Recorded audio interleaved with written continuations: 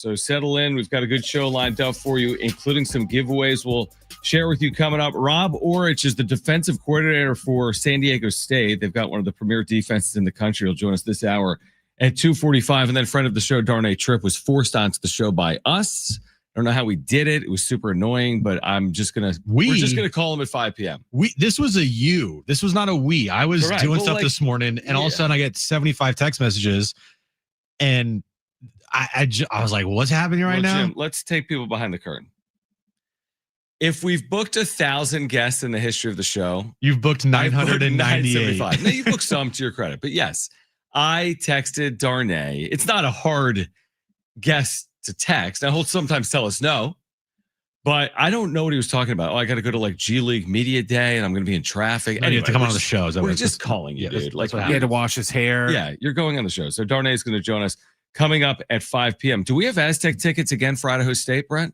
We do. So we have tickets we'll give away for that Idaho State game that Jim just mentioned. We'll tell you how to qualify to win SDFC tickets for Sunday as well. We have Snow Jam tickets to give away as well. We'll get into the Aztecs last night. What a performance by San Diego State. We'll start, though, with new reporting from Dennis Lin. Oh, in The Athletic at this hour. Perfect for our show. Thank you, Dennis.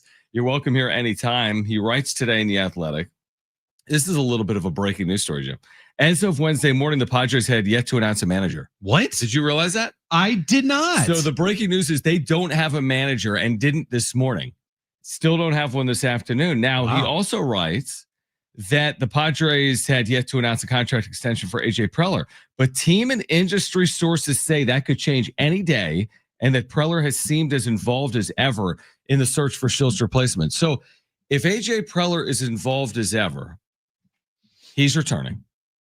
That's the path we're walking down, or Dennis is walking down. Yep. And if they don't have a manager today, he's writing that could change any day now. Any moment. I hope it happens at 2:04 in 8 seconds. I honestly hope it happens at 2:05 on Friday afternoon. Seriously, honestly, yeah. Yeah, that's a good point. Friday would be a good day. It would be a great day for me personally. Yeah. I mean, okay, we're just going to sit here and wait, I guess. But you're right.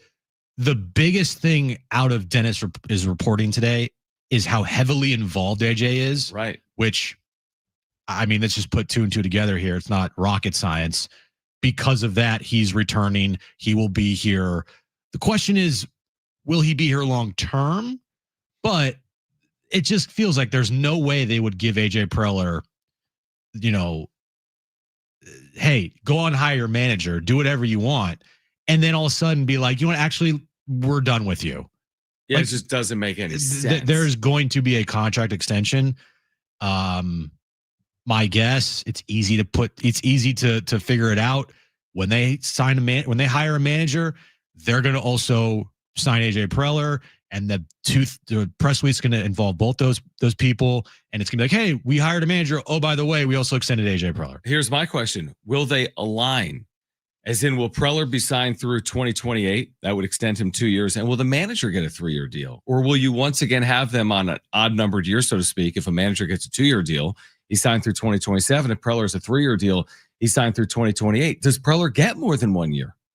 Like, has Preller, seriously, like I'm just asking the question. I mean, we've sung the praises of Preller for the better part of the last 2 seasons, although it hasn't been perfect. Does Preller get, based on what he's done, more than 1 year right now? Why or why not? More than one additional year, which would give him 2 years or more. Yeah. Well, if they only give him an additional year, then guess what? We're having the same conversation next offseason. Yeah. So I think the sweet spot is 2 years. You give the manager 3, and they both have a 3-year contract. I agree. Like, I think that is the sweet spot. That's what's going to happen. That's what should happen. If they gave AJ just an additional year added onto his deal, again, what if next year goes poorly? Then it's like, it makes it easy for the organization with just 1 year left on his deal to probably move on. Now, it would be crazy because then the GM that comes in probably wants their own manager. And so then the Padres are going to have to deal with finding another manager once again. Yeah. So I think the right course of action here, 3-year deal for the new manager, 2-year extension for AJ. You're lined up. You don't have to deal with any of these questions next offseason, and we can move forward. Do you think a first-time manager? I think Albert Pujols certainly would command probably that multi-year, 3-year type deal. Do you think Ryan Flaherty does? Like, is Flaherty, I don't know if earned is the right word, but like, is he coveted to the point where Nick Hundley or Ryan Flaherty, as a first-time manager, gets a 3-year deal? Because if it doesn't go well, to your point, let's say in 2026 they go 80 and 82, like they went in 2023, roughly. Then what are you going to do? You're going to bring your manager back with 2 years remaining just because he's under contract? Are you going to cut ties with them and eat the final 2 years? I wonder. I think if it's Albert Pujols, you're giving him 3 years. I don't think you're signing Albert Pujols to like a 1 or 2 year deal. I think if it's Ruben Niebla, you could argue 3 years because he's been here for multiple years. But I wonder if Ryan Flaherty or Nick Hundley would be given a 3-year deal as first-time managers. Was Mike Schill given a 2-year deal when he came here initially and then extended 1 year? Yeah. Yeah. So if Mike Schill got a 2-year deal, I do wonder if they'd give someone a 3-year deal. Maybe 2 years and an option. Maybe. Yeah. You could do that. It's not crazy money. These managers don't make $10 million a year. No, you're not hiring, you're not going back in time and hiring Joe Torre right after, he just won another World Series with the Yankees. Or Bruce Bochy. We're like, wow, we're really going to have to pay him. Right. We have to pony up. That's not who they're going to hire. No, whoever they do hire, you can give them a 3-year contract. You don't have to pay them a lot of money, Yeah, especially if it's like eat it. Yeah, Ryan Flaherty, Nick Hundley. I don't know what Albert Pujols would demand, but I mean, a little security, because this organization, it's just a cycle. Like 2 years, changing things up. 2 years, changing things up. No matter how well the team is played on the field. The dream for AJ and the dream for this organization is to have everything in place for the long haul.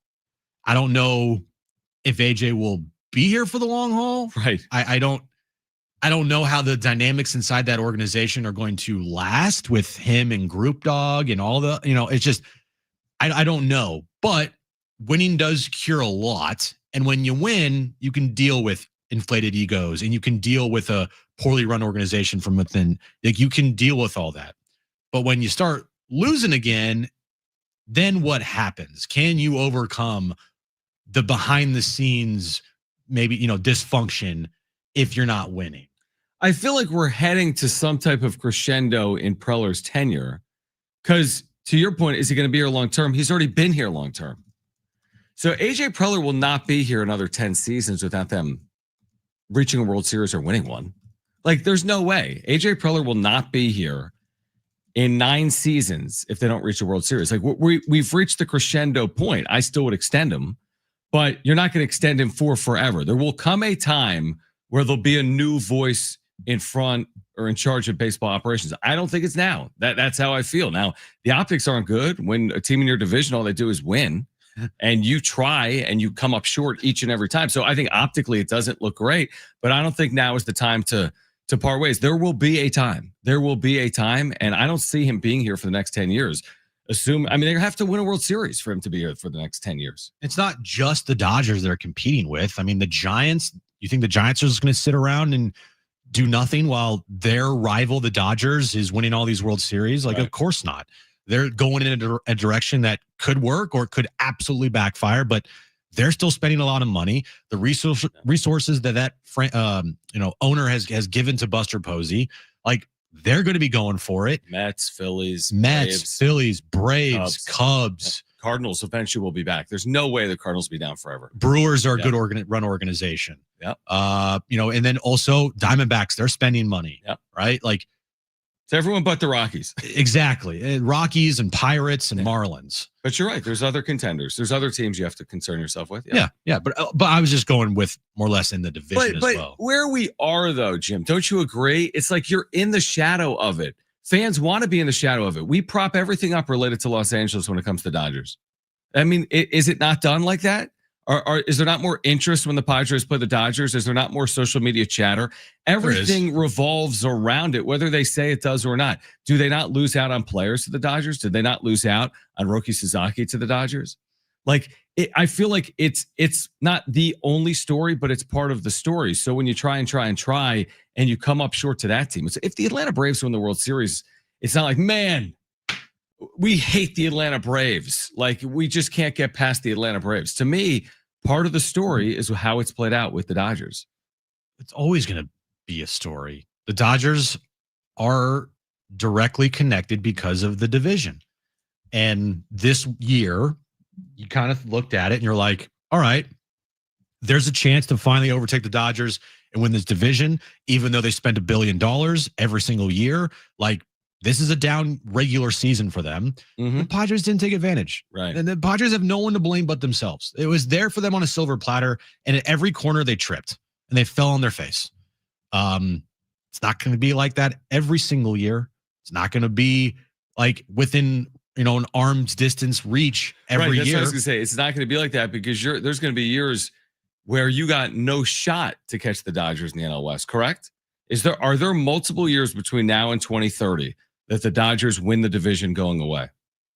Multiple years? Yes. Probably, right? Yes. Like, you just look at 26, 27, 28, 29, 30. Next 5 years, will the Dodgers win the division twice by 10 games? Probably. I think the question also is, when's the next year the Dodgers don't win the division? Now, they did not win the division in 2021, but they still won 106 freaking games. And that's what I was going to say. Like, honestly, yes, winning the division matters. We've talked about the reasons as to why. But with them, just getting in positions them. Because look at this year. I mean, the fact that they won the division, they still played a wild card series. They didn't have home field in the World Series. Yeah, so like winning the division wasn't like, that's not why they won the World Series. They just needed to get into the postseason to win the World Series. Yeah, and they haven't been the best team in baseball the last 2 seasons, and they've still won the World Series. I feel like they treat the 162 as like a, not exhibition, but they treat it differently than a lot of teams do. Yep, and they know that they have enough resources to do that, that they can treat the regular season as such, and then go all in the postseason. And you look at the Padres, and yeah, it does feel like they are still far away from the Dodgers, but as I've said, they still have a core that can compete. I agree. And keeping AJ around and whatever manager he hires, they're directly going to have to compete with the Dodgers here head to head for the next couple seasons, however long those two people are here. Seems easy. Hire Nick Hundley. This division is won in 2020. I mean, it's hard for anyone, no matter who you hire. Hire Ryan Flaherty. Everything's fixed. Hire Albert Pujols. Everything's fixed. It's not that easy. We'll get into more of the reporting from Dennis Lin on the other side. You'll hear from Brian Dutcher coming up later this hour. The Aztecs pick up a night one win over Long Beach State. Then Rob Orich, the Aztecs defensive coordinator. What a start for San Diego State's defense, allowing just 10 points per game. San Diego State 7-1. They'll be at Hawaii this Saturday night. Tons to get to. We're just underway. John and Jim, San Diego Sports 760, live on the iHeartRadio app.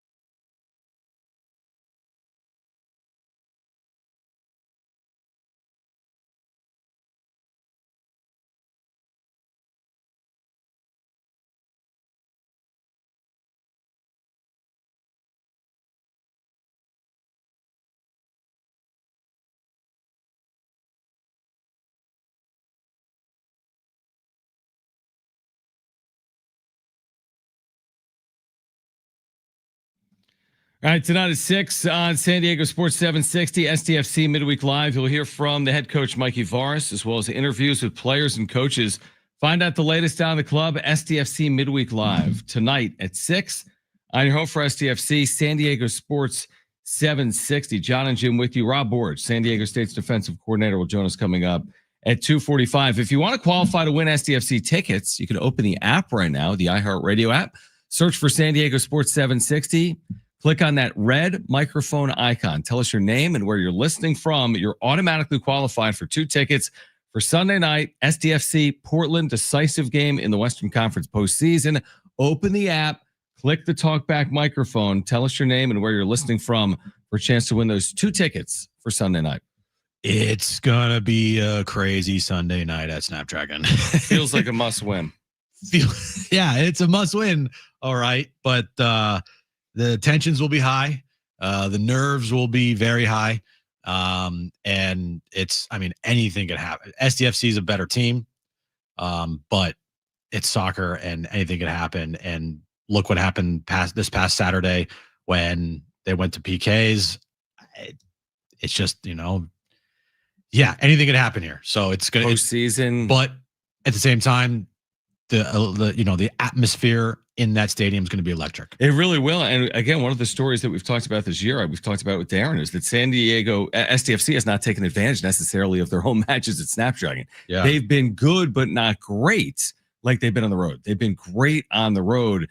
They've been good at home. Again, SDFC Midweek Live coming up at 6 p.m. All right, Dennis Lynn also wrote today in The Athletic and talking about the Padres manager search and what comes next here for AJ Preller. He also wrote the Padres could consider internal options for starters, including both Mason Miller and Adrian Morejon, coming off massive years in the bullpen. Miller completely emerging, obviously, here in the second half after the deadline and the trade. Adrian Morejon putting together one of the best seasons in baseball for a reliever. He writes, both at least could be considered to make the leap to a rotation. Miller, we talked about it yesterday, has been used briefly as a starter in his career. Morejon, it hasn't worked because he's been hurt when used as a starter previously. Do you think the organization does consider that, considering the hurdle they're up against, which is still paying Yu Darvish and he won't be pitching next year? I think they will consider it. I think they've already considered it. I think they're going to talk about it. And if I were to put money on it right now, does one of those guys become a starter or be transitioned into a starting role? I would bet yes. I would, just because they have so many needs in that starting rotation. Yeah, what would you say right now? How many true needs? 3? No, or 2 because you're just counting on Vasquez, Musgrove, Pivetta. Well, you got Joe returning, you got Pivetta, and then you got Randy Vasquez. And you need more than just 5 starters. Yeah. So I would say they need at least 3 or 4 starters. Yep. I mean, they have JP Sears. Okay, guy stunk last year. They have Matt Waldron. Whatever. Johnny Brito's returning. Yep. Okay. Right. But they need more than that. They traded away a couple good starters for Freddie Fermin, so they don't have that. They don't have the depth in the organization at the starting pitching front. They just don't. Yeah, I agree. And of course, it's the start of the offseason. Could they spend? They could. Could they trade for it? Don't put it past AJ Preller. But to your point, I agree. You could even make a sizable trade or even a sizable signing, and that doesn't mean you're good with starting pitching. No. Because even one free agent signing and one trade, like you said, maybe that gets you to 5 that you feel good about.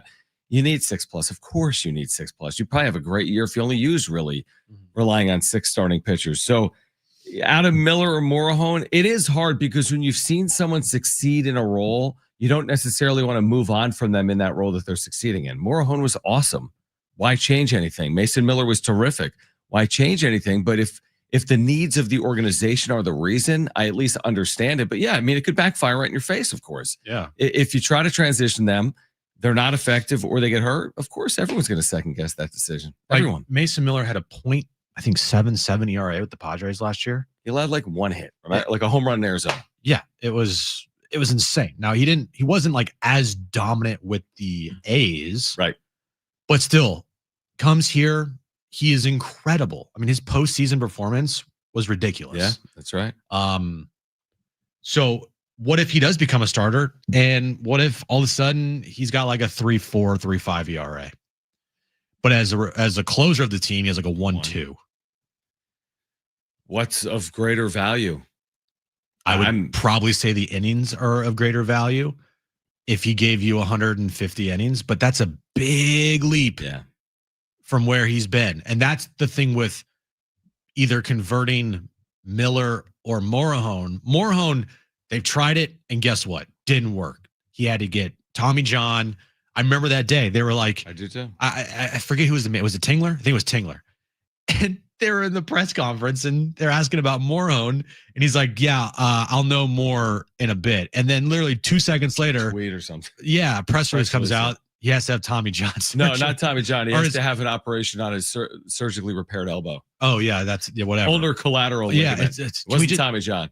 It was. I know, but this team just does not want to say Tommy John. They won't say it. Yeah. It's ridiculous. Like, hey, guess what? It's Tommy John. Darvish had Tommy John surgery. Yeah, when you miss 15 months on an elbow injury, that's what you're experiencing. Yeah. So I think those two names are going to be talked about a lot as potentially being converted into the starting rotation. But they were so good in their roles in the bullpen. Do you want to take those pieces out and mess with that? And then now you have to replace those pieces in the bullpen. And what if they don't succeed as a starter? And it's just a lot of variables there that could go wrong.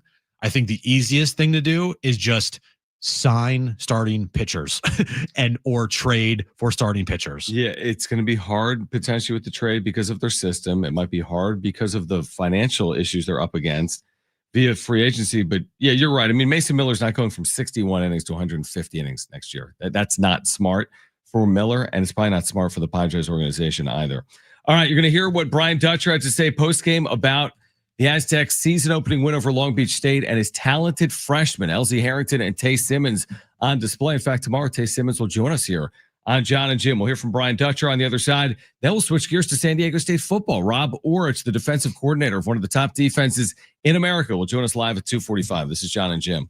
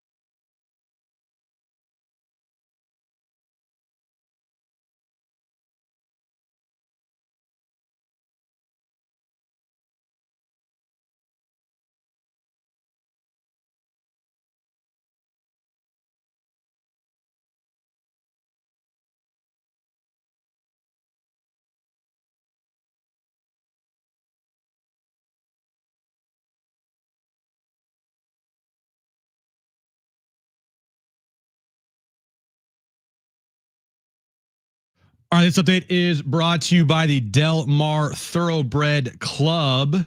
San Diego State last night got off to a good start for their season as they beat Long Beach State 77-45. Miles Bird led the way with 13 points. Next up, the Aztecs take on Idaho State on Sunday afternoon at 2 p.m. And tonight, SDFC Midweek Live as the guys are going to get you ready for a win-or-go-home Game 3 this Sunday night at Snapdragon Stadium against the Portland Timbers. It's Taste of the Turf Club, where everyone can experience the Turf Club at Del Mar on Sundays. Enjoy brunch inspired by Amaya Restaurant at the Fairmont Grand Del Mar. Ticket includes admission, table seat, and a 3-course brunch and bottomless mimosas. Visit delmarracing.com for details.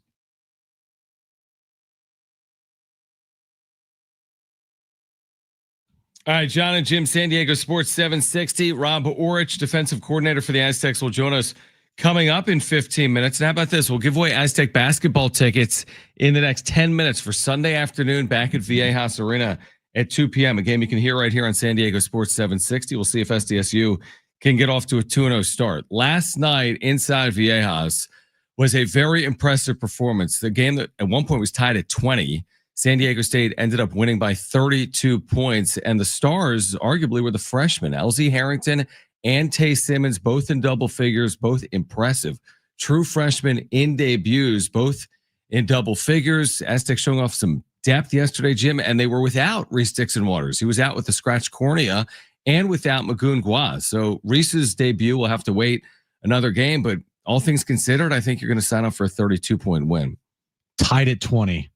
Were you like, please don't do this? No, you were, because you texted me when it was 3-2 at the first media timeout, season over. Yes, but it was, I was obviously joking. I know. Yeah, tied at 20, and you're like, all right, guys, let's go.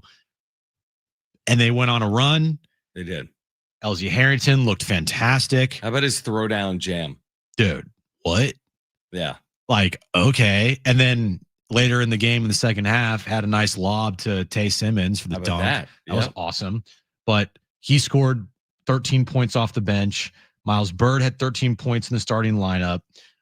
Overall, the depth of the team showed. Heidi had 10 points and 5 rebounds. Taj had 10 points. Tay Simmons had 10 points. Your rookie, or you're not rookies, but your freshman off the bench scored 23 points for you. That's really good.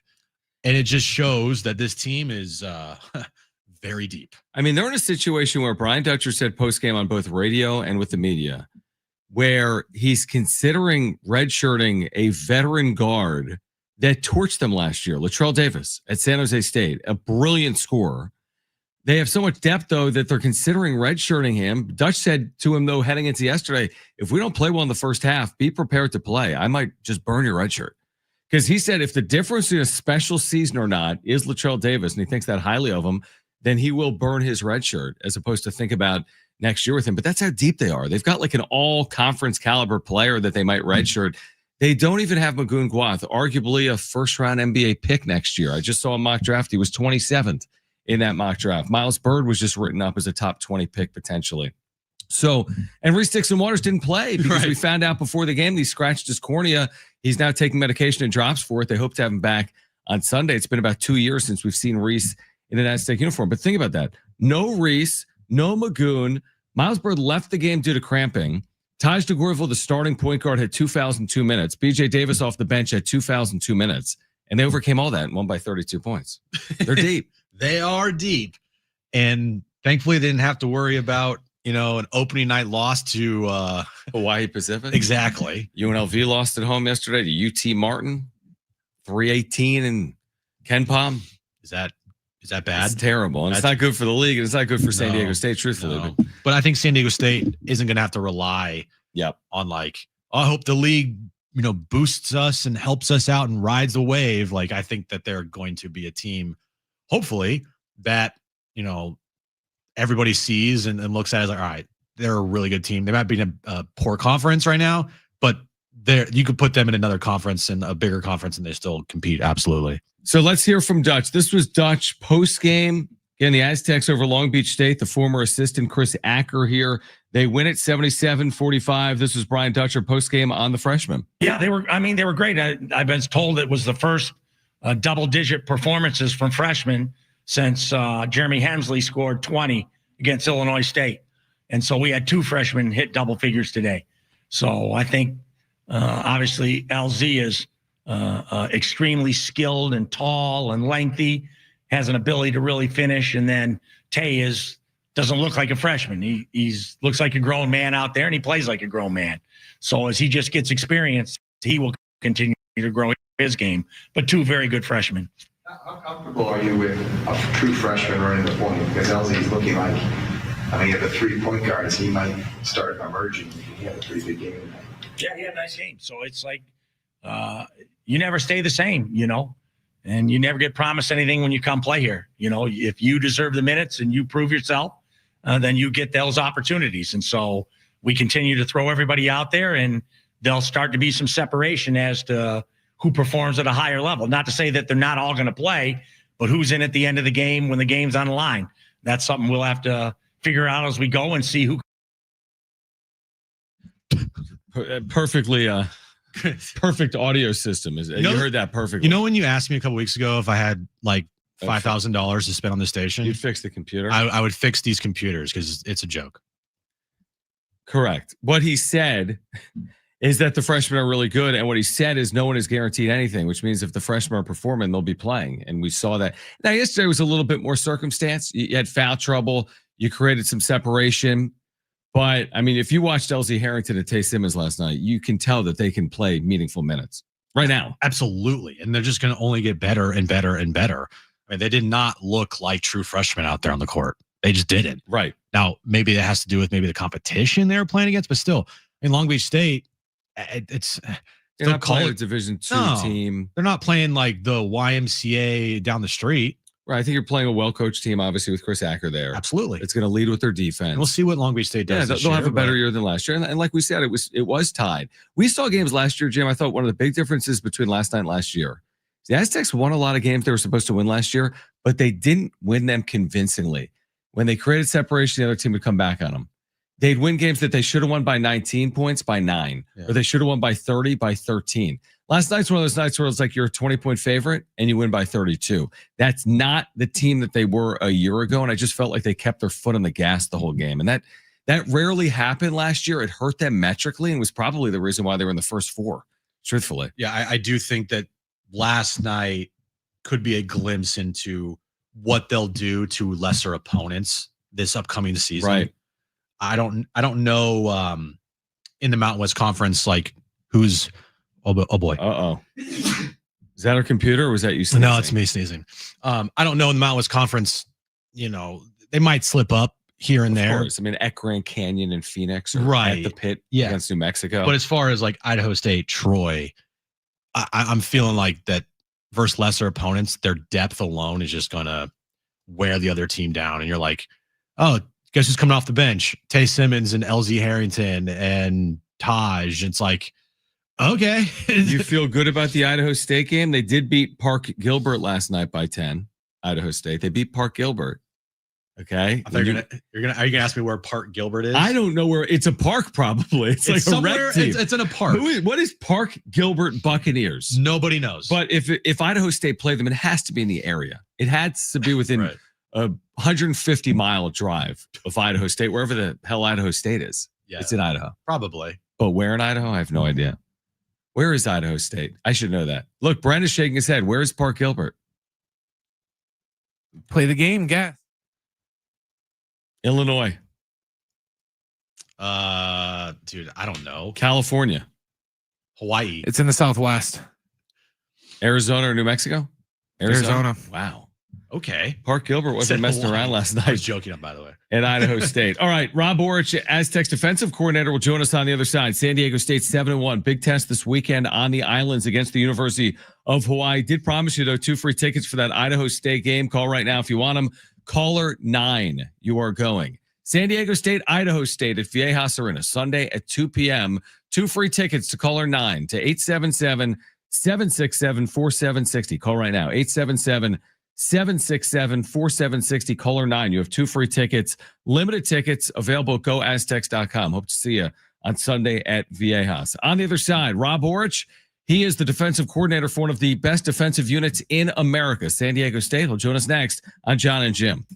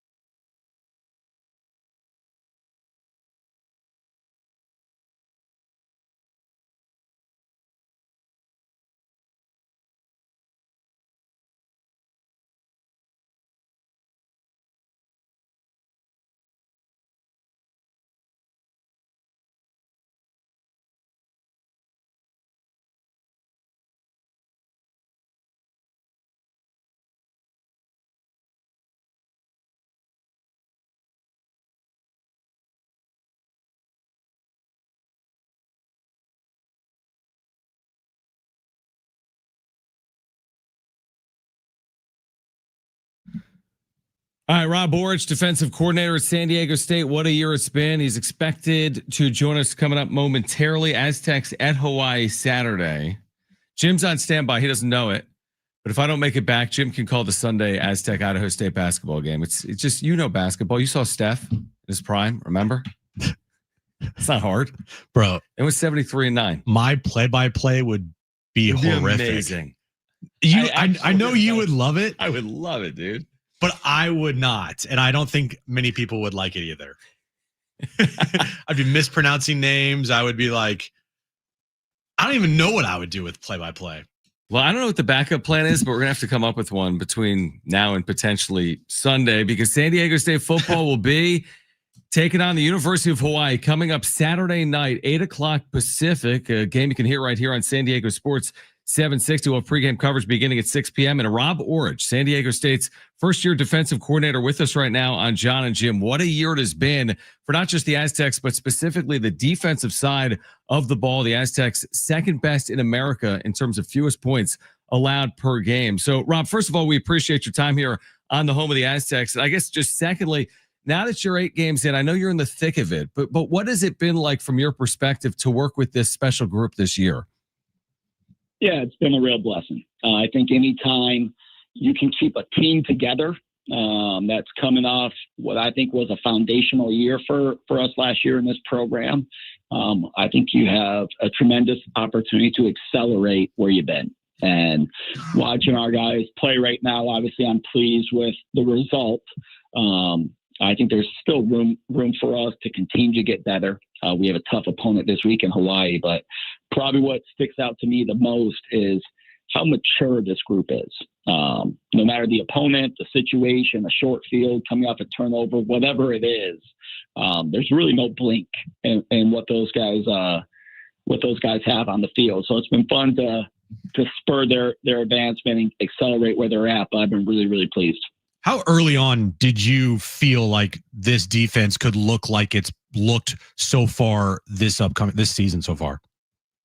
Well, I don't know if I had a great feel for where we would be in the off season. I think part of that is, we were all kind of catching our foot a little bit with the transition to the coordinator role and me being back in that chair. But I would say after the Cal game, and we had a really good plan for that quarterback, and we had a really good plan for them. But seeing us go out there and execute the way that we envisioned that we could, I thought was like, okay, we got to get these guys playing really, really fast and really, really simple. That's going to be our bread and butter, and let our good players be good players and not hold them back with any extra mental weight. So I thought a big turning point for us was after how we played in Cal. Rob Orich is San Diego State's defensive coordinator, who's with us right now on John and Jim. Aztecs 7-1 at Hawaii on Saturday night. Again, 8 p.m. Pacific is the start time. You can hear it on San Diego Sports 760. Rob, as you know, there's so much pride in San Diego State football. And specifically when you think about the defense, there's so much personal pride in all the successes this program has had over the years. You must feel that internally, like this snowball effect. You get off to a good start. Now it's become like a great start. How prideful is this group to, not just perform and win, but to perform at the level in which they've played to this point? Yeah, I have tremendous respect for the history of this place, the same way you guys have. And You're obviously referencing it. And what Coach Long and the defenses of the past have done, and kind of how they're known throughout the country as a defensive cornerstone of college football. I certainly knew stepping into this, the expectations would be there. And I would say probably the biggest commitment we've had to ourselves as a staff is, we're gonna watch over all future, past, and present Aztec Warriors, and we're gonna make them proud. And there was one game so far this year where I felt like we didn't live up to that, and that happened early in the season. And I thought that was a really good wake up call for us. Hey, we need to iron this out. We need to make sure that those days don't happen anymore. And so for us, even though the start, everything, we're in the midst of it right now. No way are we thinking about this as a completed project. But having a tough game early on, week 2 against Wazoo, giving up 30, I thought it really centered us for how we got to approach things going forward. How has Trey White improved and evolved over the course of last year to where he is at right now? He's gotten a lot better at a lot of things. It's funny you should say that, because everybody looks at his production. At this time last year, he was in double-digit sacks, and I thought those were just kind of, the result of us being on the field a lot. And when you look at good defenses, you don't normally have the conference leading tackler or the leader sack producer because we're not on the field. And that's our job, getting off the field at a 28% clip. And when I look at Trey's makeup now as a player, he is so much stronger as a pass rusher and in the run game than he was a year ago. And his body weight's probably up 6 pounds, 7 pounds, but it's all muscle. And you just see a guy who I wasn't sure could play at the next level the year before. And now I think he has the power and the toughness to actually do that when his opportunity gets called. Rob Orich with us right now on San Diego Sports 760, the Aztecs defensive coordinator. I'm glad you mentioned stopping the run. I don't have the note in front of me. I should. But from last year against the run to this year against the run, and it's across all areas of your defense, but specifically, as we all know, I mean, it starts with stopping the run. What have been the keys to this level? It's one thing to improve, but you haven't improved. You've done a 180 in terms of cutting down the run game. How have you been able to do it?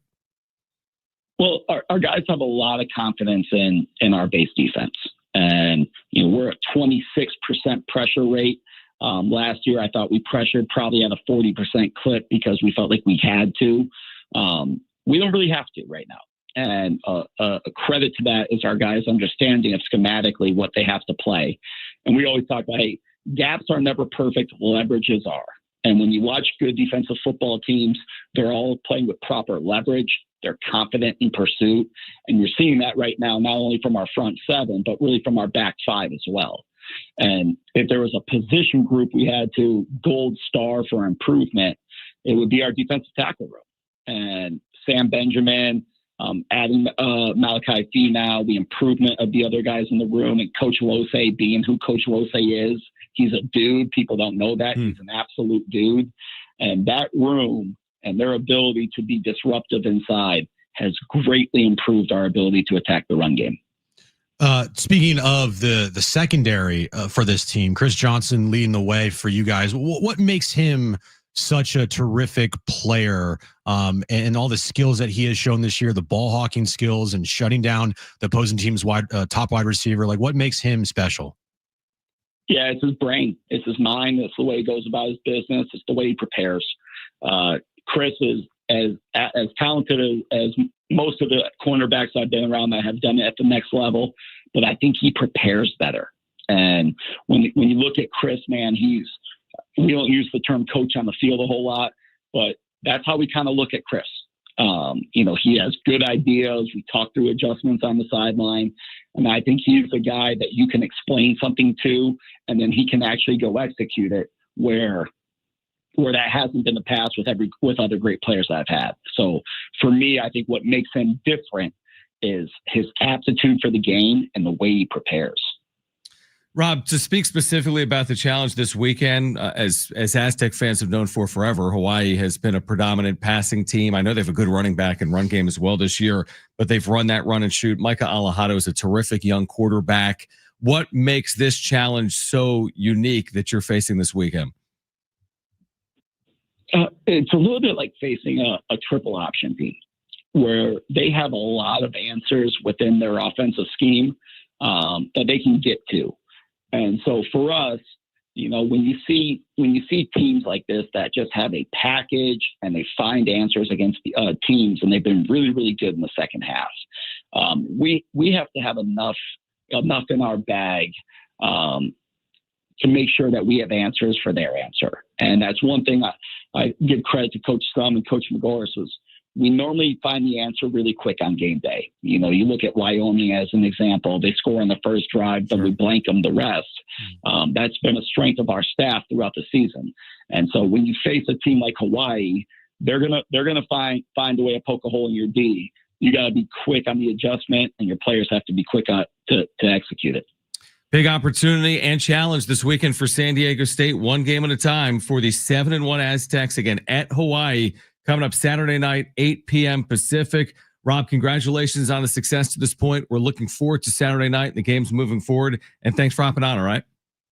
My pleasure, guys. You guys be good. We'll see you soon. Looking forward to it. Rob Orich, again, he's done an amazing job. This team is allowing 10 points a game in college football. 10 points. Is that good? Yeah, because it means the opponents have only scored 10 points a game. Oh, wow. 80 points allowed. Yeah, they have one of the best point differentials out there, right? In all of college. Yeah, plus like 150. Yeah, I mean that's really high. Yeah. And a lot of it centers on, well, they've had 3 shutouts. They held, team to 3 points or 7 points. But it is interesting, when things clicked, it was like, oh, after the Cal game, right? Yeah. Like, oh, this might turn into something special here. Remember what everyone was saying about Cal's quarterback heading in? Dude, you came in here and you're like, this guy's amazing. I'm like, this is Joe Montana. You're like, this guy's the greatest quarterback I've ever seen in my life. He goes out there and has one of his worst games of the year. Absolutely. So we'll see if the Aztecs, someone said earlier, is it a trap game? I'm like, no, it's not a trap game. It's a tough game. Hawaii's 6-3. I think they're undefeated at home. You have Boise next week, but Hawaii's good. Yeah, they're not playing Nevada this weekend. Exactly. That would be the trap. I think everyone understands, like, Hawaii, the challenges, the run and shoot, their offense. Yep. We'll have it for you Saturday night at 8 p.m. Pacific with pregame coverage beginning at 6 p.m. Then Aztec basketball Sunday afternoon at 2 p.m. against Idaho State. Back to the Padres on the other side. Darnay Tripp will join us coming up at 5 p.m. This is San Diego Sports 760.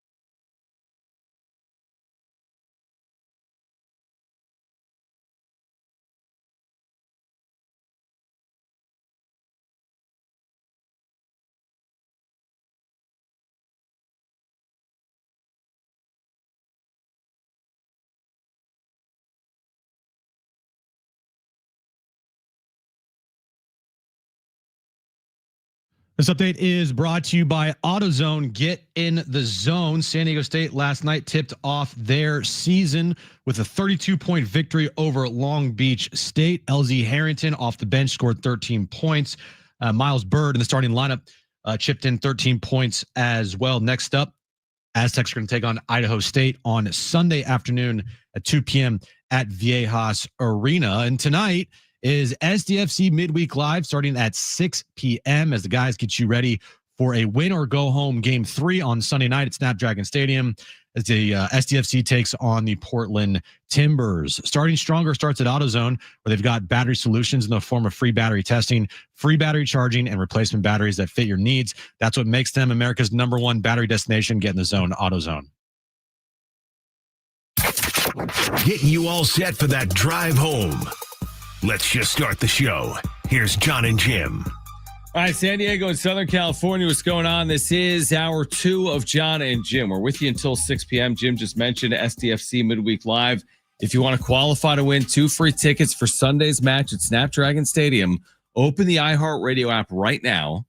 Search for San Diego Sports 760. There's a red microphone icon. Talk back, Mike. Click on it and tell us your name and where you're from. By doing that, you are qualified to win 2 free tickets. We'll announce the winner on Friday. It's all you got to do. Open the app right now, search for 760, click on the red microphone, tell us your name and where you're from for a chance to win not 1 ticket, but 2 tickets for Sunday night at Snapdragon. And this thing, guys, will be sold out. So these tickets are not going to be easy to find. If you haven't already got tickets already,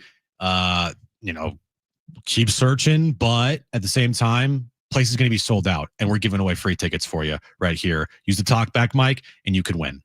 We haven't mentioned, we've been talking about the Padres and what Dennis Lin wrote about their manager search and AJ Preller's future. We hadn't mentioned what Kevin Acee reported earlier today officially, which is the Astros are now finalizing a deal to hire former Padres hitting coach Victor Rodriguez. He had been here for 2 years. It's now being reported by multiple outlets that Victor Rodriguez will be the next hitting coach of the Houston Astros. Again, this is an expected result. It's like when we found out about Michael King didn't pick up his mutual option. Yeah, expected result. Robert Suarez opted out. Expected. Victor Rodriguez not returning. Expected. Certainly after Mike Schilt was not, quote unquote, retired at the end of the season. But Victor Rodriguez, the accolades in 2024 were pretty high. Then there was a good amount of critiquing of Rodriguez, criticism thrown his way in 2025. He'll be your new hitting coach for the Astros, Jim. Not your Astros, but Right, not mine. But new hitting coach of the Astros. Yeah. Let's see here. Hold on. Since, where is it? 2014. Can you name all the hitting coaches for the Padres? No. There have been a lot. Let's see here. 1, 2, 3, 4, 5, 6, 7, 8, 9, 10, 11. 11 hitting coaches since 2014. That's like more than the number of seasons. Right. Who are they? So we got Ryan Flaherty, but he was like the bench coach, I thought. He was a bench coach, but he was also the offensive coordinator. I mean, they weren't running exactly like 4 wide sets, Yeah. Victor Rodriguez. Yeah. Damian Easley. Right. Johnny Washington. Matt Stairs.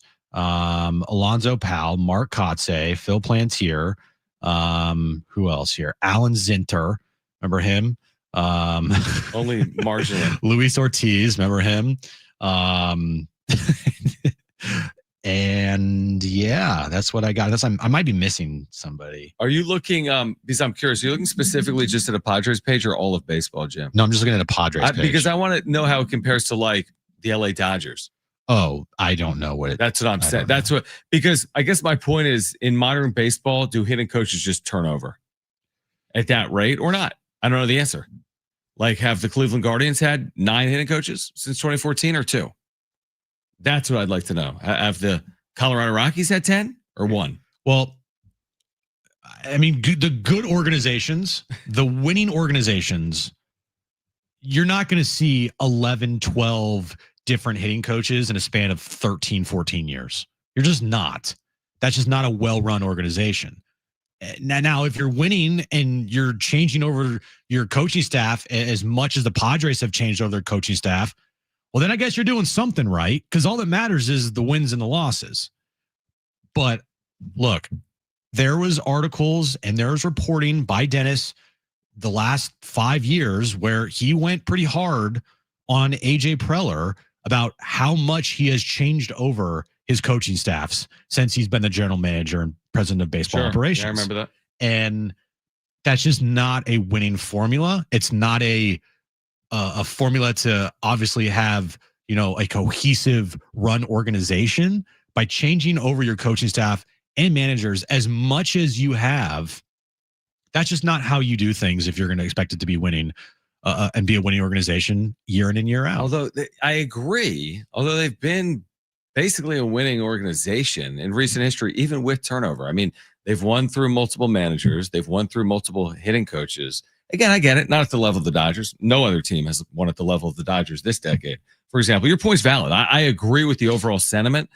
But like the Padres have made the postseason 3 of 4 and 4 of 6. They've done it with a variety of managers and coaches, intertwined. Now, could they win at a higher level with more continuity? Yeah, I'd probably say yes. But it's not like it's held them back to such a degree that they're a laughingstock with all the turnover. Well, I mean, they've made the postseason 3 of the last 4 years with the coaching staff that they've had in place, which now is going to be completely different. No, they haven't. They've had multiple coaching staffs in 3 of the last 4 years. Multiple. Well, I'm talking about the last 2 seasons. The last 2. And then when you look at the Bob Melvin era, obviously that changed over significantly, but you still have Ruben Niebla that survived.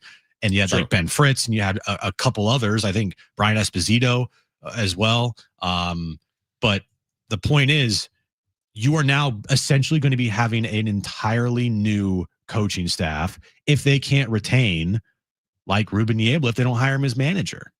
Listen, I agree, but just to play devil's advocate, who was the longtime pitching coach here for 20 years? That I'm,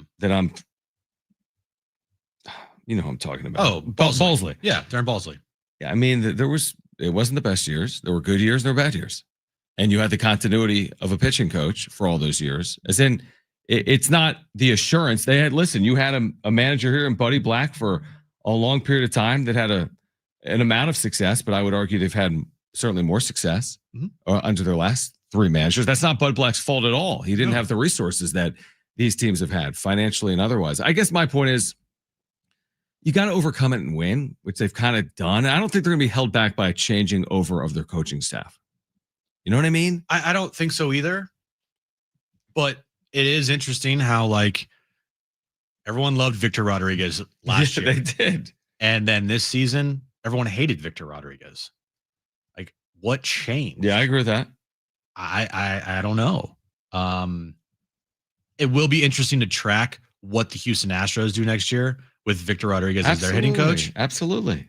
Because if the Astros all of a sudden can't hit home runs and they decide to bunt a lot, right, then maybe, I'll put more blame on Victor Rodriguez than I am right now. Well, what if they're a top 8 offense? Then to me, that would mean that the players here in San Diego were more to blame than anything the coaching staff other than Mike Schilt had to do. Because Mike Schilt was the one that I would put a lot of blame on as far as, the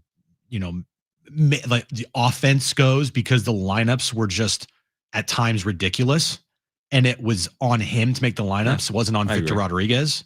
And so Victor Rodriguez is trying to get these guys to do what they did last year, and for whatever reason, it's just not working.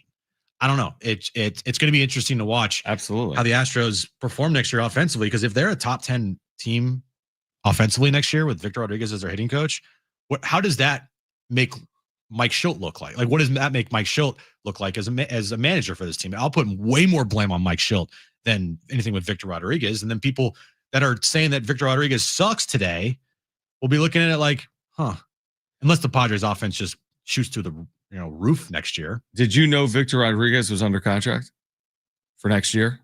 Because he was. I didn't know that. He was. Kevin wrote that Victor Rodriguez was under contract through 2026. The Padres granted the Astros permission.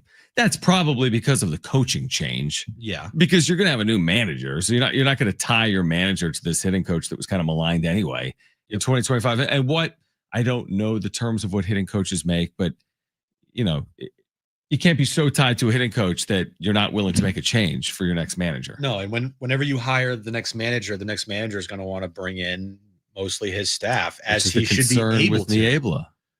It is. But if you're saying, hey, we want just Niebla as the pitching coach, and you have everything else, bench coach, and hitting coach, and third base coach, and first base coach. Yeah, you can do all that. Maybe whoever they hire would be okay with that. Yeah, definitely. And maybe that's why you're leaning towards some of these first timers. A first timer is not going to have as much leverage. If I'm Ryan Flaherty, I'm not going to put my foot down and be like, I'm not taking it, AJ. If you're offered it and the deal is contingent on Niebla, of course you're going to sign up for that. You've never managed before. And if our Pujols is their guy, maybe there's a holdup. I don't know. Right. I have no idea. Yeah, what is the holdup? Because both Dennis and Kevin now report that the three you mentioned, which would be Hundley, Pujols, Niebla, have all had multiple interviews.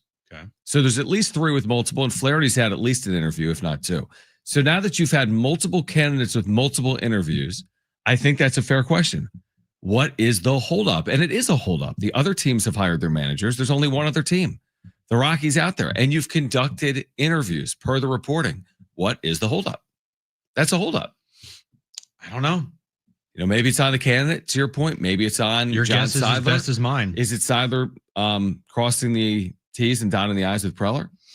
I don't know. I mean, I don't know. I think it's got to be resolved here by the end of this week. It has to. The GM meetings are Monday. Is that what it is? Monday? Yeah, they're Monday. Wow.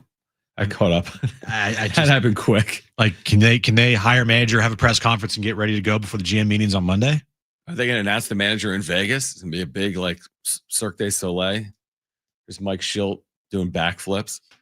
Probably wouldn't be Mike Schilt. Mike Schilt's in North Carolina doing God knows what. Who cares? But yeah, that's an interesting point. So GM meetings are 4 days away, whatever it is, 5 days away. Yeah, in Vegas, and there's still not a resolution on Preller or the manager. Yeah, even though it's being reported that Preller is putting a lot into trying to get this next manager taken care of. So looking at the calendar, then, if Preller's going to be at the GM meetings on Monday in Las Vegas, you would think you'd announce a manager on Thursday or Friday or Saturday. If AJ Preller's going to be at the GM meetings, they kick off Monday in Las Vegas, Nevada.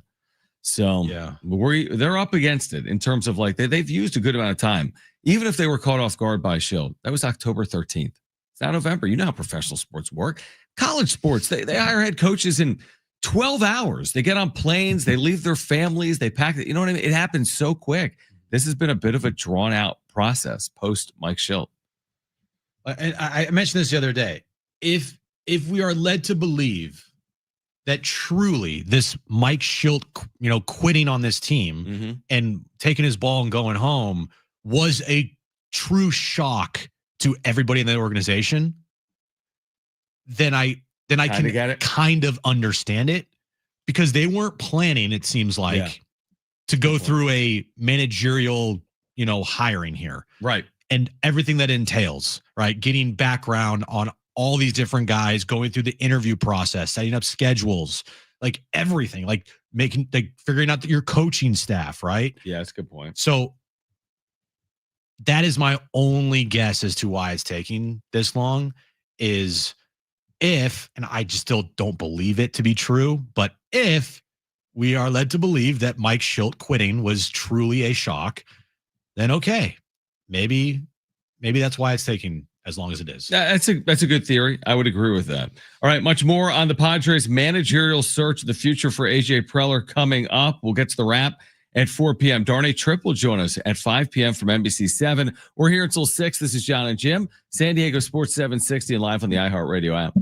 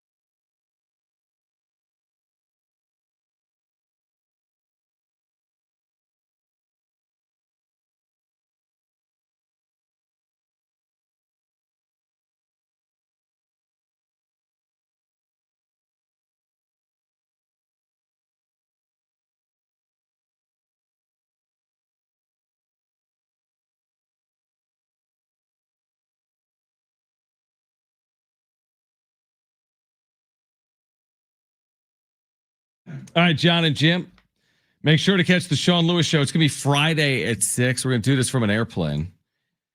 It'll be me and the head coach of the Aztecs. It's actually just me and Sean Lewis. Because from the airplane, Rich will probably be, drinking margaritas or whatever Mai Tais, Wait, are you seriously doing this from the airplane? No, you idiot. Hold on. It'll be me and Sean Lewis Friday night, 6 p.m. We'll preview Saturday's huge game at Hawaii. It's the Sean Lewis show. It's Friday at 6. You're home for the Aztecs, San Diego Sports 760. Now, Thursday, we have Thursday Night Football, Jim. Who was playing, John? The NFL game that we have. It's either Chargers or Rams or Cowboys or one of those type teams. One of those type teams. Raiders-ish. So, I would say not Cowboys because I doubt they'd play on Monday and then followed up with a Thursday game. Well, you said one of the teams. Definitely. I'm going to say Rams would be maybe involved. Rams and who? Am I right with the Rams? Just Rams and who? Give me Hawks. Hawks. Seahawks. Rams, Seahawks. A big game. Division game. You're wrong. You're stupid. Is it Rams? No, not even close. Chargers. No. Raiders are in it. Raiders. Told you they were. Raiders, Fins. No, Who? I don't know. Raiders, Broncos. That's what I'm saying. That division game. So Raiders are Thursday night at 5:15, which means we have Sean Lewis's show on Friday at 6. I like it. So, yeah, anyway, Friday at 6. But we're going to Hawaii on Friday as well. I'm going to Hawaii on Friday. As I say, we are? I mean, I'm going to go for the night. And then again, if I don't make it back Sunday, then Jim's going to call the Aztec basketball game Sunday against Idaho State, Sunday at 2 p.m. on San Diego Sport. I don't know who would call that game if I didn't make it back. My play-by-play would be horrific. Well, it's not going to be worse than this show. LZ Harrington drives down the lane, puts it up. It's good. Do your Mike Breen. Bang. I don't know. Yes, you do. You can always do Joe Davis version. Bird from the corner. Bang. Perfect. That's good. You're ready. Aztecs take a 3-point lead. It's late 3-0. into the second half. It's 3-0, 12 seconds in. You have it down, dude. It's not rocket I'm just science. yelling nonstop like Joe Davis.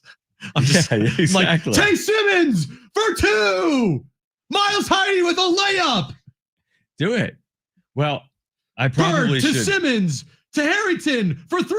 It's good. Do you think anyone realizes that there's a scenario where the flight's delayed and nobody's here for that game Sunday? Here's the thing, John. My phone is going to be on Do Not Disturb. It's not on Do Not Disturb all day.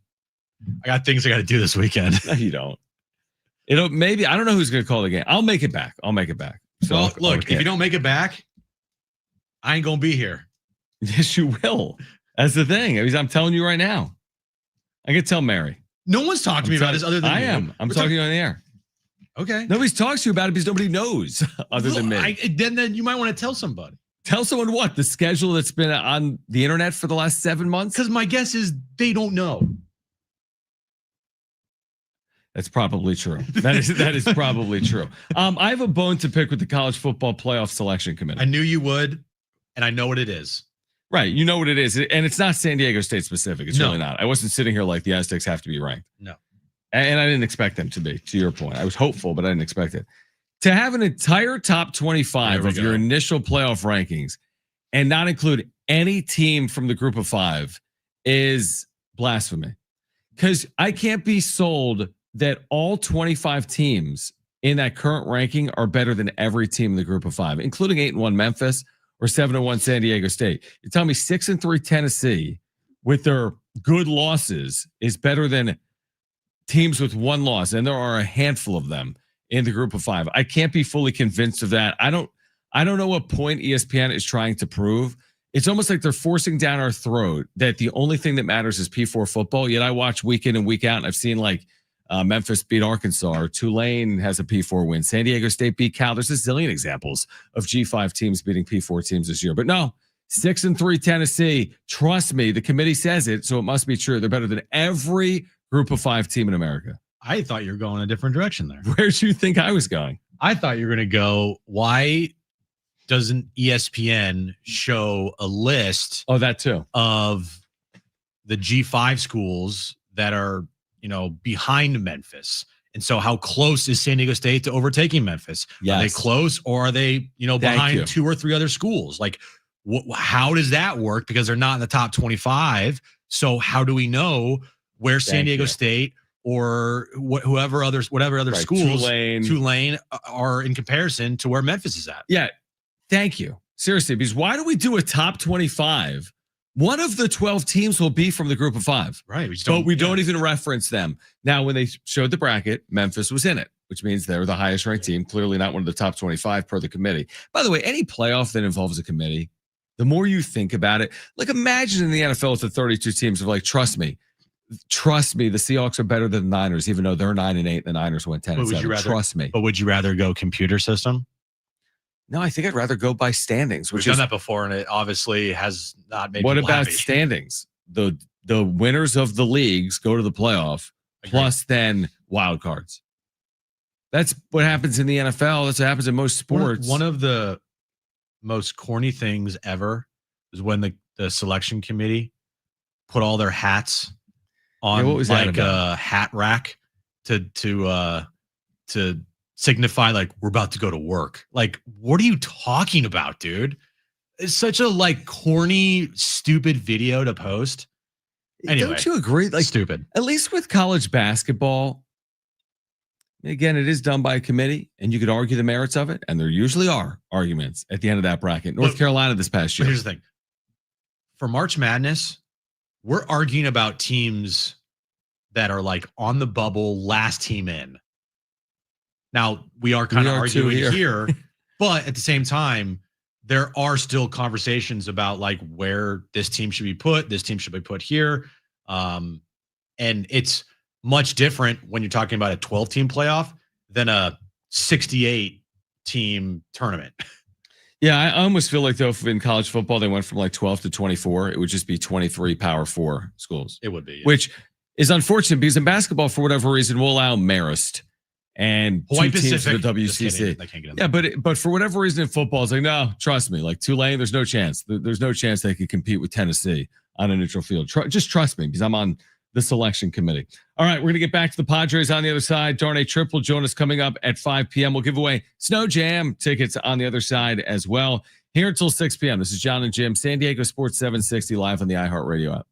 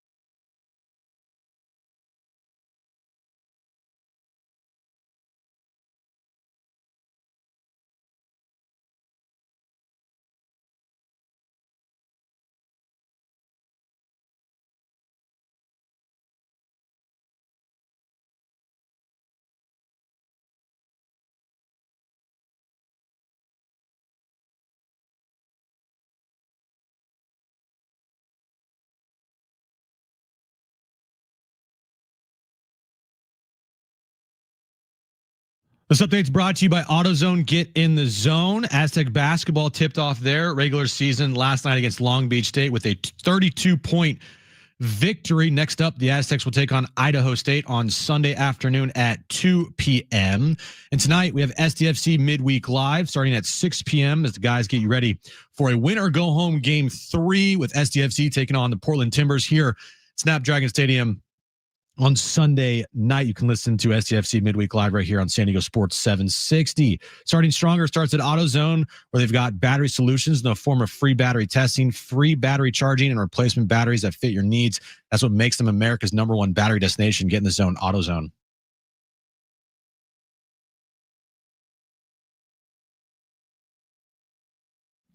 All right, John and Jim, San Diego Sports 760. Let's give away Snow Jam tickets. Snow Jam. In 10 minutes. Let's do that coming up later this hour. If you missed Darnay Tripp, well, you haven't, because he's going to join us at 5 p.m. But maybe you've just missed him. Like Just if in you've general? missed Darnay. I have no idea the last time we had him on. We have him on all the time. Basically, if we ever need a guest, we're like, Darnay. That's not what we're supposed to say. I say the silent part out loud. Yeah, you're not supposed to say that. It's true. He knows it. You're supposed to say, hey, when we want to have really good insight from somebody that, you know, is dialed into the sports scene in San Diego, we want to call up Darnay Tripp, not, hey, we have nothing, so this is called Darnay. And then it's forced him to come on the show. Brent just told me he was not Last Wednesday. He was on October 29th. Oh, with me, yeah. Was that not here? Wait. Yeah, you were gone. Yeah, you were gone. I was going on Wednesday. You had a doctor's appointment. I did. That's right. Yeah.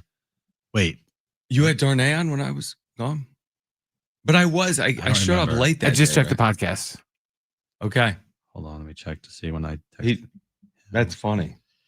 He's on the podcast. I didn't ask him. Because when It might have been in the group. maybe, but that was you. Dude, I don't remember. Because I asked him October 16th and I got sick that day and I had to leave. Oh, so he never ends up joining? Yeah. Oh, so he owes us one. But he already came on after that. He owes us two. He probably came out October 29th. Probably did. Dude, October 29th was like Brent said a week ago. I already have my first question ready for Darnay. What's your first question? Of the 4 managerial candidates the Padres have interviewed so far, who do you think the Padres will hire? Dude, so Jim tweeted out today. This is so lazy because you've tweeted this out like 3 times. And I'll tweet it out 3 more times until this stupid team hires a damn manager. This is what he tweeted out. Hold on. This is like just 2 hours ago. And a 24-hour poll. I hate a 24-hour poll because you don't get results for 24 hours. Bigger polls, the better. 24 hours? Longer polls, the better. Of these 4 manager candidates, the hashtag Padres have interviewed ... Who would you want them to hire ? If they ever hire a manager. And he put Albert Pujols, Ruben Niebla, Ryan Flaherty, and Nick Hundley. I'm like, this is so dumb. I could tell you the order without looking at it. It's Pujols, Niebla, Hundley, Flaherty. We don't need to do a poll because we just did a poll. I'm pretty sure we did one from John and Jim, Jim Russell, and John Schaefer within the last week. Right? We definitely did from John and Jim. I'm going to make another poll. What's your poll going to be? Of these 4, who do you think? When do you think the Padres will hire the next manager? Do it. Do it. I don't know. Maybe during the break, I'll do it. What do you got, Brent? Oh, I was just gonna say, I remember you were both here when Darnay was on. Because remember, we all went around the table and asked who was gonna break the news on the Padres manager. Because I took Dennis, Jim took I remember that. National, I think. I think I've been potentially forgetting things. Well, you also are doing 100 70,000 things recently. You're blacking out. I think so. I think I've had like selective memory. Like I'm blacking out 2 to 6, Monday through Friday. I always black out 2 to 6. So maybe that's why, because Darnay was on during 2 to 6. Right. I did not know he was on 1 week ago. And I'm surprised that you actually asked him today because I'm thinking I was like, we had Darnay on recently, but I just didn't even like care to. But like, I go have back no and look. shame with Darnay. Like I wouldn't ask like Mike Farnell will be network. We've had him on since the Padres have been looking for a manager, so I won't have him on again until they have a manager. Yeah, we have nothing new to talk about with Darnay, and you asked him. What are you talking about? Are you serious? I'll give you something right now with the Padres. Yeah, I know, but we can talk Aztecs, SDFC, Aztecs football, and basketball. Absolutely, and something about now that Victor Rodriguez is gone, or the Padres going to hit 600 home runs. Absolutely. They turn into the 27 Yankees. Right. So I think we have some things. Listen, I don't want to say the silent part out loud. You might as well. The cat's already. Well, I just said it. What I like about Darnay, in all seriousness, is he's so well rounded with San Diego sports. We can talk to him about the Aztecs. There's other guests we have on. We're not going to talk to him about something outside of like their topic. You know, like you can talk to Darnay about, I don't know. You can talk to him about the NFL. You can talk to him about the trade deadline. Which you don't even. He's going to G League. He's going to G League Media Day today. You didn't know today was G League Media Day? No. Why are you going to G League Media Day, Darnay? Probably for NBC7. He's probably covering it. He's probably in his car right now, like these idiots. I agree with that completely. Yeah, I do too. Completely agree with that. If you call us idiots, I'd be like, yeah, you're right. You're right. We are. Yeah, what is G League? I'll be honest with you. Can I make a point? Sure. Have you been to the Oceanside Arena? Not once. That's the thing. That's the point. I'd like to get there. It's in Oceanside. I live in Imperial Beach. So it's like going to LA. Yeah. It's like the Chargers. Not happening. What about like on a Saturday? Not happening. Sunday? Not happening. I live in North County. And it's not a cheap ticket either. It's not like, hey, get in for $5. Right. But you know what you know who's on the G League Clippers? Kawhi. Jalen House, the New Mexico guard that was a complete pest for multiple years. Is that why Darnay is going to Media Day? Maybe. Who else is on that team? Do you know who else is on that team? Tell me if you remember this. When San Diego State played Yale in the second round, they had that really good shooter, John Poulikitis. Oh, yeah. I totally remember that guy. I remember him. He's on that team. Dude, Kobe Saunders from Nevada. He was drafted in the second round. Oh, must be nice. He's on the G League team. He was just with Nevada last year. This team is freaking loaded. Well, it is professional basketball. I would hope they'd have really good college players on this team. I know some of these names. You're not going to know. Okay. But you know Zach Fremantle? Of course know where not. he played? If you know where Zach Fremantle played, I will never bother you ever again about anything, and I'll say you're always right. What's his name? Zach Fremantle. Very good college player. Can you give me a hint? He played in college. Yes.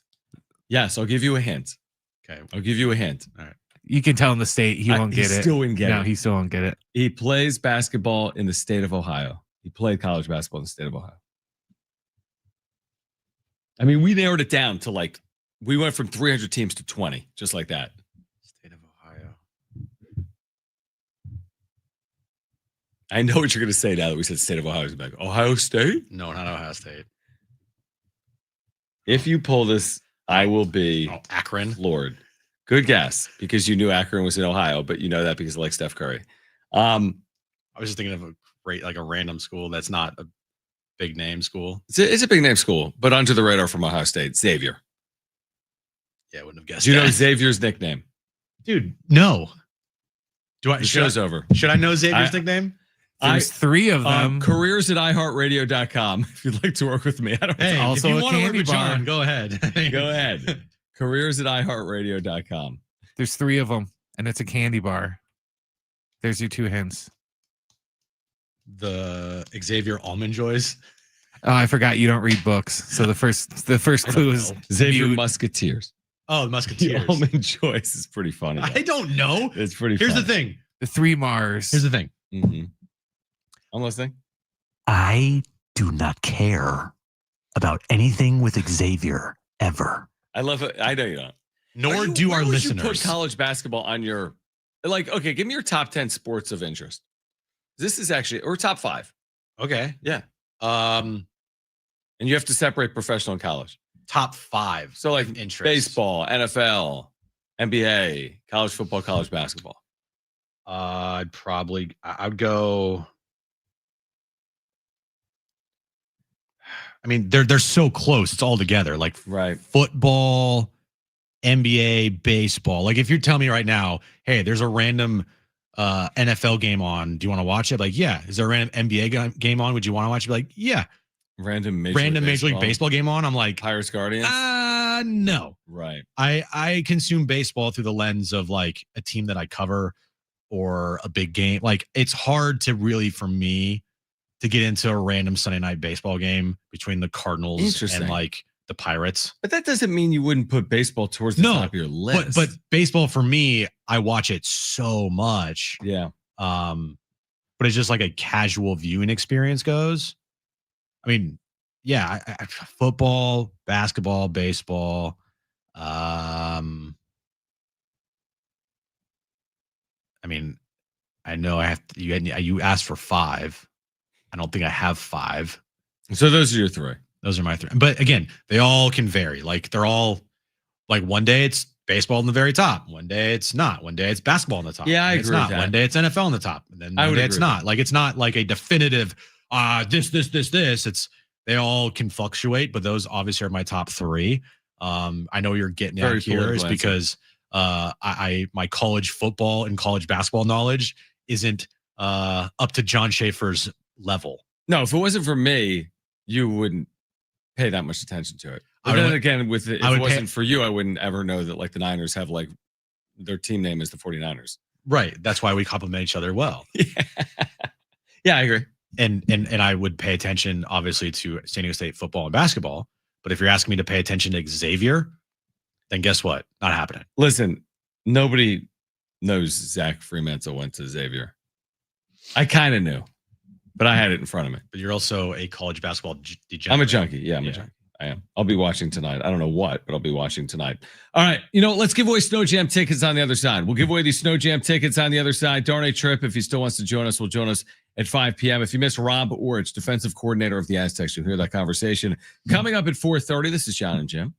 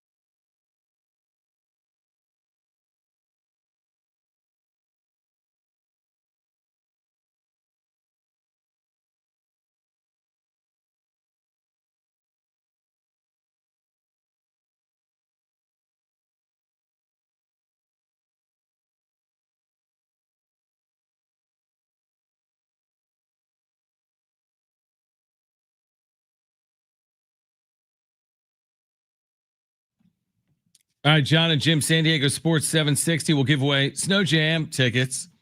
In just a few minutes, we'll have the wrap coming up at 4 p.m. Rob Orich, San Diego State's defensive coordinator. If you missed it, you'll hear it at 4:30, and Darnay Tripp will join us at 5 p.m. I don't know how much you've been watching the NBA Cup, Jim. Have you been watching? Oh, it's underway? Well underway. Well, here's the thing. I have YouTube TV, so I don't have ESPN, so I can't watch the NBA Cup, John. What were you texting me last night during the Aztecs game? You're like, why is there some NBA game that's starting like the third quarter at 10 o'clock Pacific? Yeah, Thunder Clippers started the fourth quarter right at 10 p.m. Pacific. Because they've been starting those games at 8 Pacific now, not 7 or 7:30. Yeah, it's the NBC Coast to Coast. But they have a game that starts at, I think, 4 p.m. Pacific. I thought it was 5 and 8. 5 and 8, maybe. You're right. 5 and 8. Which is 8 Eastern, then 8 Pacific. Yeah. That's what they've been doing. That's crazy. So, but what I was going to say is today we've got Spurs Lakers. Is that a cup game? Not that it matters. I think the cup games are like on Fridays. Yeah, I think you're right. But Spurs 5-1, Lakers with the injuries. Why is Kenny the Jet on? What is happening? Oh, you didn't see the deal? Kenny the Jet signed a deal today with ESPN to be on their programming, like contractually. Sell out. Yeah, he signed a new deal. He's going to be on First Take every single week. Stop it. Yes, he is. He's on First Take every week. He just signed a deal with ESPN. They traded for him. Yeah. Now, here, I still agree with you. Said this a couple weeks ago, and I agree. I'm okay with the inside the NBA personalities coming to ESPN programming. I'm not okay with the reverse. ESPN personalities going to inside the NBA, and ESPN is taking full advantage of basically what you said. And I kind of agree. You can put them on ESPN. You just can't put ESPN on inside the NBA. Yep. Right? 100%. Yeah. And look, these guys are smart. Charles Barkley. Yep. What does he love? He loves money. If they're going to offer him more money to be on more programming, then he's going to take it. Shaq, same deal. Kenny, same deal. I think the only person that you won't see is Ernie Johnson, because he is pretty much strictly like he is a TNT guy. Yep. Right. So I don't think he's going to branch out. I agree. To anything else. But I mean, I like it. I know I still like Kendrick Perkins. I still think he's awful. You don't like him. I hate him. Yeah. I hate him. He is the worst person. Him and Stephen A. Smith, just god awful to listen to. Kenny on this, I like it. Well, they're trying to. This is like, hold on, real quick. It's like when you watch a popular show on television, and then they take some of the characters from that shows and they put them on another show. And you're like, oh, I didn't like the other show, but now that you're taking the spinoff, this person from Real Housewives, and you're putting them on Summer House, that's bad. You know what I mean? Like maybe now I'll watch. The point is, nobody watches the ESPN programming with Kendrick Perkins and Malika Andrews and Stephen A. Smith. But if you put Kenny Smith on it, well, then they're paying them all that money. They have to have something for them to do. And like, they're in the middle of like a 2-week hiatus from inside. So they don't have anything else to do. Might as well just have them come on from time to time. What's your level of excitement for Lakers Spurs tonight in LA? Now, Lakers dealing with all kinds of injuries, aren't they? Yeah. No Austin Reeves, no LeBron, obviously. But still got Luka and Wemby. I think. It's Luka is playing. I believe they just showed it. Yeah, and Wemby's gotten off to this ridiculous start. Obviously for the Spurs, who have been awesome this year. I mean, Oklahoma City hasn't had Jalen Williams and is 8-0, coming off their title a year ago. I mean, they're going to cruise through. Obviously, I told you during before the show, they remind me a lot of the Warriors after they won their first title. And they just went steamrolled through the regular season, and then obviously they lost in Game 7 to the Cavs and LeBron. But remember that I don't remember that. But regular season wise, 73-9, best regular season in NBA history. I think the Thunder are going to be like on just like autopilot here. It'll be interesting to see what they do if all of a sudden they're like 20-0, right? Like, are they going to push, like, if they get to a point of their season where they say they're 55-3 or 55-4, it's a crazy number. They're going to try to go for 70. Crazy number, but the Warriors did that, right? So if they're there, like, what do they do? Keep your foot on the pedal. I don't think they do because they want the title. Because I think, yeah, I do. I think the Warriors, their mistake was they wanted their cake and eat it too. Probably. They wanted to get the regular season record and win the title, and I think that kind of burned them out a little bit. And then realizing, like, postseason play comes around, and then Steph got injured that year. And like, it just, if they took their foot off the gas and if they won 67 games instead of 73, but won a title, I'll take that every day of the week. 100%. I'm going to ask you the dumbest question I've ever asked you. What is that? Who is going to win the NBA Cup this year? It's a dumb question. I literally don't care. But based on what you're saying, are you going down the path of Oklahoma City? Sure. You don't care? Are they going to avenge? Remember last year? The bitter disappointment of losing the NBA Cup final in Vegas? Who could forget? Who they played? The team that they lost to. I think We said it the Bucks. other day. The Bucks, yeah. I don't care. Who cares? Have you watched the Netflix show, seriously, starting lineup from this year or not? No, I've seen clips of it, though. Because in starting lineup, they're like behind the scenes during the NBA Cup and a lot of the year. And Shea is like, they're like pissed when they lose that game Who cares? to the Bucks. So It's that great. he has circled that, Jim. Like, okay, it's great. Fans don't give a crap. Fans could literally, they couldn't care less. That's the issue. I do agree with that. I don't think anyone's like, are you planning a trip to Vegas for the NBA Cup right now? No. And honestly, I would want my team to not win the NBA Cup because then that's just an extra game for them to have to play. Extra game. That doesn't even count towards any statistics at all. What if they set the record with the extra game? Now there is Doesn't something matter. interesting. Because it doesn't count. Doesn't count? Oh, come on. LeBron counted it as a ring towards Jordan. No, he didn't, did he? Kind of, sort of. LeBron's, I heard like Nick Wright when they won the cup. They're like He's got another ring. oh, this is better than Jordan's legacy. Do you think this would finish off Steph's legacy if he could secure an NBA Cup, though? Finalize him as a Hall of Famer. Yeah, this is the last thing he needs.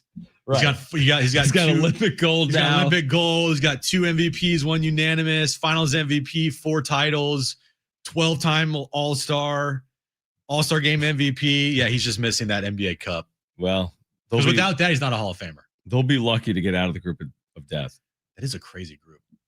with Houston, San Antonio, and Denver. Poor Portland.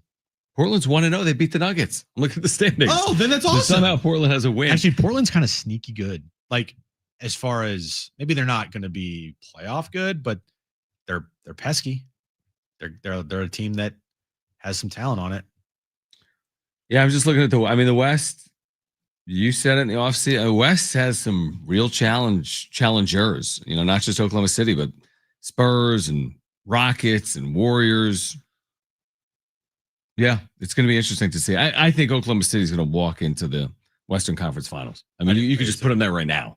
I think they are too. Right? And then from there, I guess maybe you don't know, but I think they're going to waltz into the Western Conference Finals. Yeah, I think that they're on their like 2015, 2016 Warriors regular season, just like they're gonna just steamroll. OKC or the Field championship. I'll take OKC. Really? Yeah. Okay. Yeah, they've been awesome, and they haven't been fully healthy. I wouldn't like that, but Does it bother you when other teams rival the dynasty of your teams, like the Warriors' success of the 2010s specifically? I don't even know what it is. How many titles is it? 4? Yeah. Was it in the 2010? What were the years of the titles? 14, 16, or 14, 15, 16, 17, 17, 18, and then later, and then 2021, 2022. Okay, so that's an unbelievable run. One of the best in the history of the sport. Maybe it wasn't the Bulls, but it's one of the great examples, right? Spurs have had one. There's been a lot in the NBA. Does it bother you when another team, I don't know if supplants that, or Oklahoma City, if they're on their way to 3 consecutive titles, for example? I don't care what anybody says. The 2016, 2017 Warriors team, that was the first year with KD. So it bothers you because you're backing up this 2016-17 team. No, I'm just saying, like, hey, you can say that, but I don't buy it as far as being a better team than that team. I gotcha. Like, that team to me, just good luck. Like, good luck. You don't think Chet Holmgren can shut that down? No, if someone was like, this team is better than that team, I'd be like, okay, no, they're not. And I'll just move on. Like, I'm not going to like waste my time thinking about it or getting upset about it, because I know that 2016, 2017 Warriors team is one of the best teams of all time. I think they won 66 or 67 games in the regular season. They went, I believe they lost 1 game in the postseason, and that was game 4 of the NBA Finals, up 3-0 against the Cavs. That was the insane. only time they lost in that postseason. And that team to me is one of the best teams of all time. Them, the whatever Bulls team you want to take out of the 90s, maybe a Kobe Shaq team in the early 2000s. So it bothers you a little. I'm not saying I'm bothered by it. I'm just saying I'm giving you like factual statements. But there's no, it can't be factual. I'm talking How about could it be records. factual? I'm talking about records, and I'm talking about. There's other teams that have won. You're right. 66 games. My opinion is right. It was a great team. Is that team this Thunder team can do whatever they want. That team didn't have Chet Holmgren. They're not the teams I mentioned. Like no, did they have Lou Dort? I don't think so. Okay. All right, call right now if you want a 4-pack of tickets plus a $50 gift card to Snow Jam. Lou Dort. It's going on this weekend at the Del Mar Fairgrounds. Caller Alex 5. Caruso shutting down Klay Thompson. 877-767-4760. The thing is, I feel like Shea is Steph with a shot. 877-767-4760. The one thing he does better than Steph, though, is he is line. a foul baiter, and he likes to shoot, or not likes to, but he does shoot a million free throws. Canadian. 4-pack of tickets plus a $50 gift card to Snow Jam. It's going on this weekend at the Del Mar Fairgrounds. Call right now if you want those tickets. 877-767-4760. You can save hundreds just by attending Snow Jam. Go to snowjamshow.com for event info and special deals on admission. The Wrap next, John and Jim.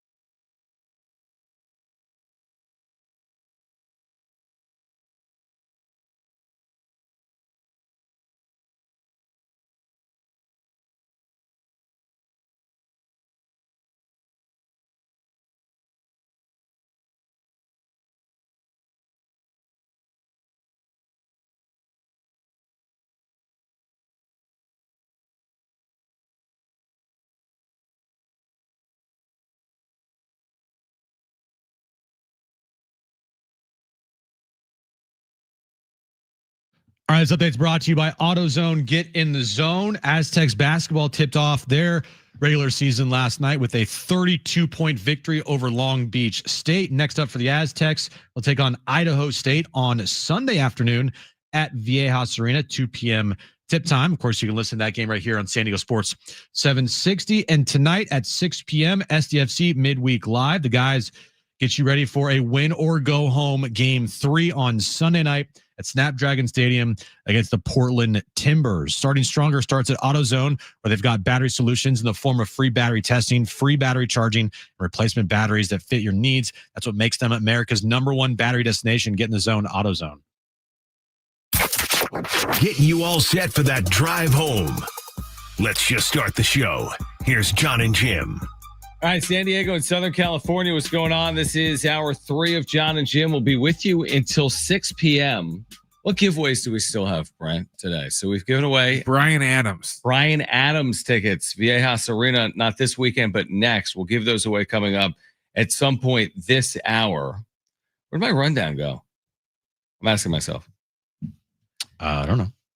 If you missed our conversation with San Diego State's defensive coordinator, Rob Orich, you'll hear it at 4:30. We have news there before we get to the wrap. And then at 5 p.m., Darnay Tripp is going to join the show. Yes, we do. Tato Latuli, captain linebacker for San Diego State, will miss the rest of the year with a knee injury.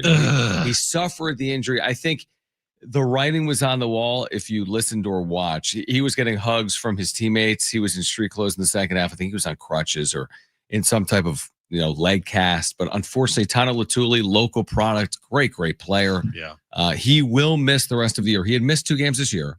He also missed almost the entirety of the Wyoming win. They've got a great room, obviously. We didn't ask Rob Orich about this because we had him on before we knew the full extent of the injury. But Tato Latuli, again, you're talking about an elite defense. They'll be without one of their better players on it for the final handful of games of the year. Yeah, they just got to have other guys step up in his absence. Yeah, it sucks, but it's just how sport is. To get through a regular season with everybody, all your key guys healthy, I feel like in football nowadays, it's just never going to happen. Like you're always going to suffer a major injury to a key player, and you're just going to have to overcome it. Yeah, it's so funny. You're right, but it's like you in the Niners fan that you are. It's like you're so jaded by it. Oh, But you're like, how. In fact, my Orange Theory teacher today, I'm like, dude, your whole team is injured. He's like, dude, it's like every key player. Who? My Orange Theory coach is a Niners fan. Oh, he's okay. like, yeah, he's like every single Niner. He's like, you can't even watch it. He's like, everyone's hurt. Everybody's hurt, and it's not over yet either. There's still 8 games remaining. Well, good point. Yeah, and there's still going to be a lot more time for a lot of more players get injured, and it's just a cycle that is so ridiculous. How many? I don't have the number in front of me, but I feel like there was at least 7 to 10 players this past week in the NFL that got hurt, that suffered torn ACLs. That's what we talked about that. It's like every player, it seems like in the NFL. It's like, well, what do you do to protect that from occurring? The sport is getting more violent, and because of that, faster. Because of that, you can't.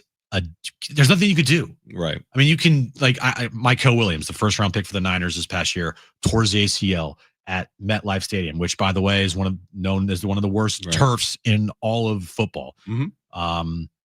It's every week there is a major injury in the NFL and in college football as well. It's probably more in college football because there's more teams. Yeah. But the high-profile names and the high-profile teams in the NFL, you just see every week, like this player's out for the year. This player's out for the year. This player's out for the year. It does prove, like in football specifically, man, depth is so critically important. But this team does have it. This team, we didn't even talk to Rob Orich about Owen Chambliss. His season this year, he's been incredible. Leads the team in tackles. He has 42 solo tackles on the year. He just feels like he's everywhere out there. They have another great linebacker who had been spelling Tato Latuli. His first name is Mr. Williams, who's been a very good player for them. And they're going to, like you said, next man up. Well, that becomes Mr. Williams. Their defense has been awesome. And, it's not predicated on any one player, and you have to have depth. And I feel like in football, you can, if one of your key guys goes down, you can withstand it. But when you start looking at like 2, 3, Yeah, 4 of your key harder. guys, good luck. Right. That's Good exactly luck. right. So look, this is a massive loss, but I feel like you can overcome it. You just don't want to see like this guy go down and this guy go down and it be a domino effect, because then you're really SOL. Especially with like, it's Hawaii now. They're good and their offense is good. Then Boise next week. I know they've been down and dealing with injuries, but it's Boise State. Like you're not going to win without your best effort. Yeah. So it's a challenging part of the schedule for San Diego State. We'll see if they can overcome this injury to a captain and a San Diegan and Tano Latule. It's almost more impressive if you see a football team go through a season without any major injuries. Yeah. How do you do that? Because that's so unheard of now in football in any Yeah, I league. agree. Like you have to go into a season knowing we're probably going to lose 4 to 5 guys to season-ending injuries in here. Remember, they lost Jacob Bostic, the receiver, to a non-contact. I don't know if it was an ACL, it was a knee injury just a couple of weeks ago. So they're dealing with some of it right now, like all teams are. Before we get to the wrap, we get to the wrap in about 5 minutes or so, Brent. We can get to it on the other side. Do you buy what's being sold by Major League Baseball, that this is the most viewed game globally? I'm talking about Game 7. What, 50 million? Yeah, because, well, now we're tying in the Canadian market. The Blue Jays were in it. And, of course, the Japanese market, because Japan values baseball more than America does in terms of overall viewership, right? It's like the national pastime. I buy it. Which it isn't. But you're accepting that? Are you cool with the way, as in 30 years ago, there were more people watching the World Series just in the U.S. But now 30 years later, the way to reach those thresholds is they're including Japan and Canada to get to those numbers. I buy it. Why do you not? A little bit. I think it's like kind of like faulty math, because they're telling me that 50 million people watch, but 20 years ago we weren't talking about Japanese viewership. Okay. So I just feel like, because ratings in America will never be what they were, you have to now, like, the NFL doesn't say, hey, here are ratings on Sunday. And by the way, if you include Germany, they're up another 800,000. Well, the reason why they're doing that is because Shohei and Yamamoto and Roki. Yeah, but the NBA doesn't say, hey, we have Shea, here are ratings with Canada. Well, I don't think. It's different because Canada has a team. True. They got the Raptors. That's true. Japan does not have a professional baseball team. They have their own professional baseball league, but not a major league team. And Shohei is the biggest superstar from Japan, like maybe of all time. Yeah. Okay. I 100% buy it. I mean, when you think about it, it is crazy. So you got a world population of around 8 billion and 50 million watched the World Series worldwide. You're saying that's good or bad? I don't know. What's that percentage? Low. I know. I'm just saying. Like, okay. You want to do that math? I love that. I can't do the math, John. You can't do that in your head? No, I can't. Calculator. What percentage is 50 million? 50 million is how many zeros is on 50 million? 7? Sure. You got 6 zeros, 7. No, 6, 8, right? 7. 7? 6 is 5 million. Okay, sure. 50 million divided by 8 billion. How many zeros are on billions? 9, right? Sure. Equals 0.00625% of the world population watched the game.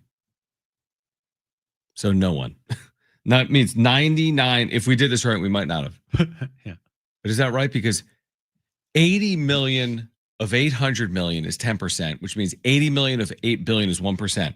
So 99.375 people on Earth did not see this game.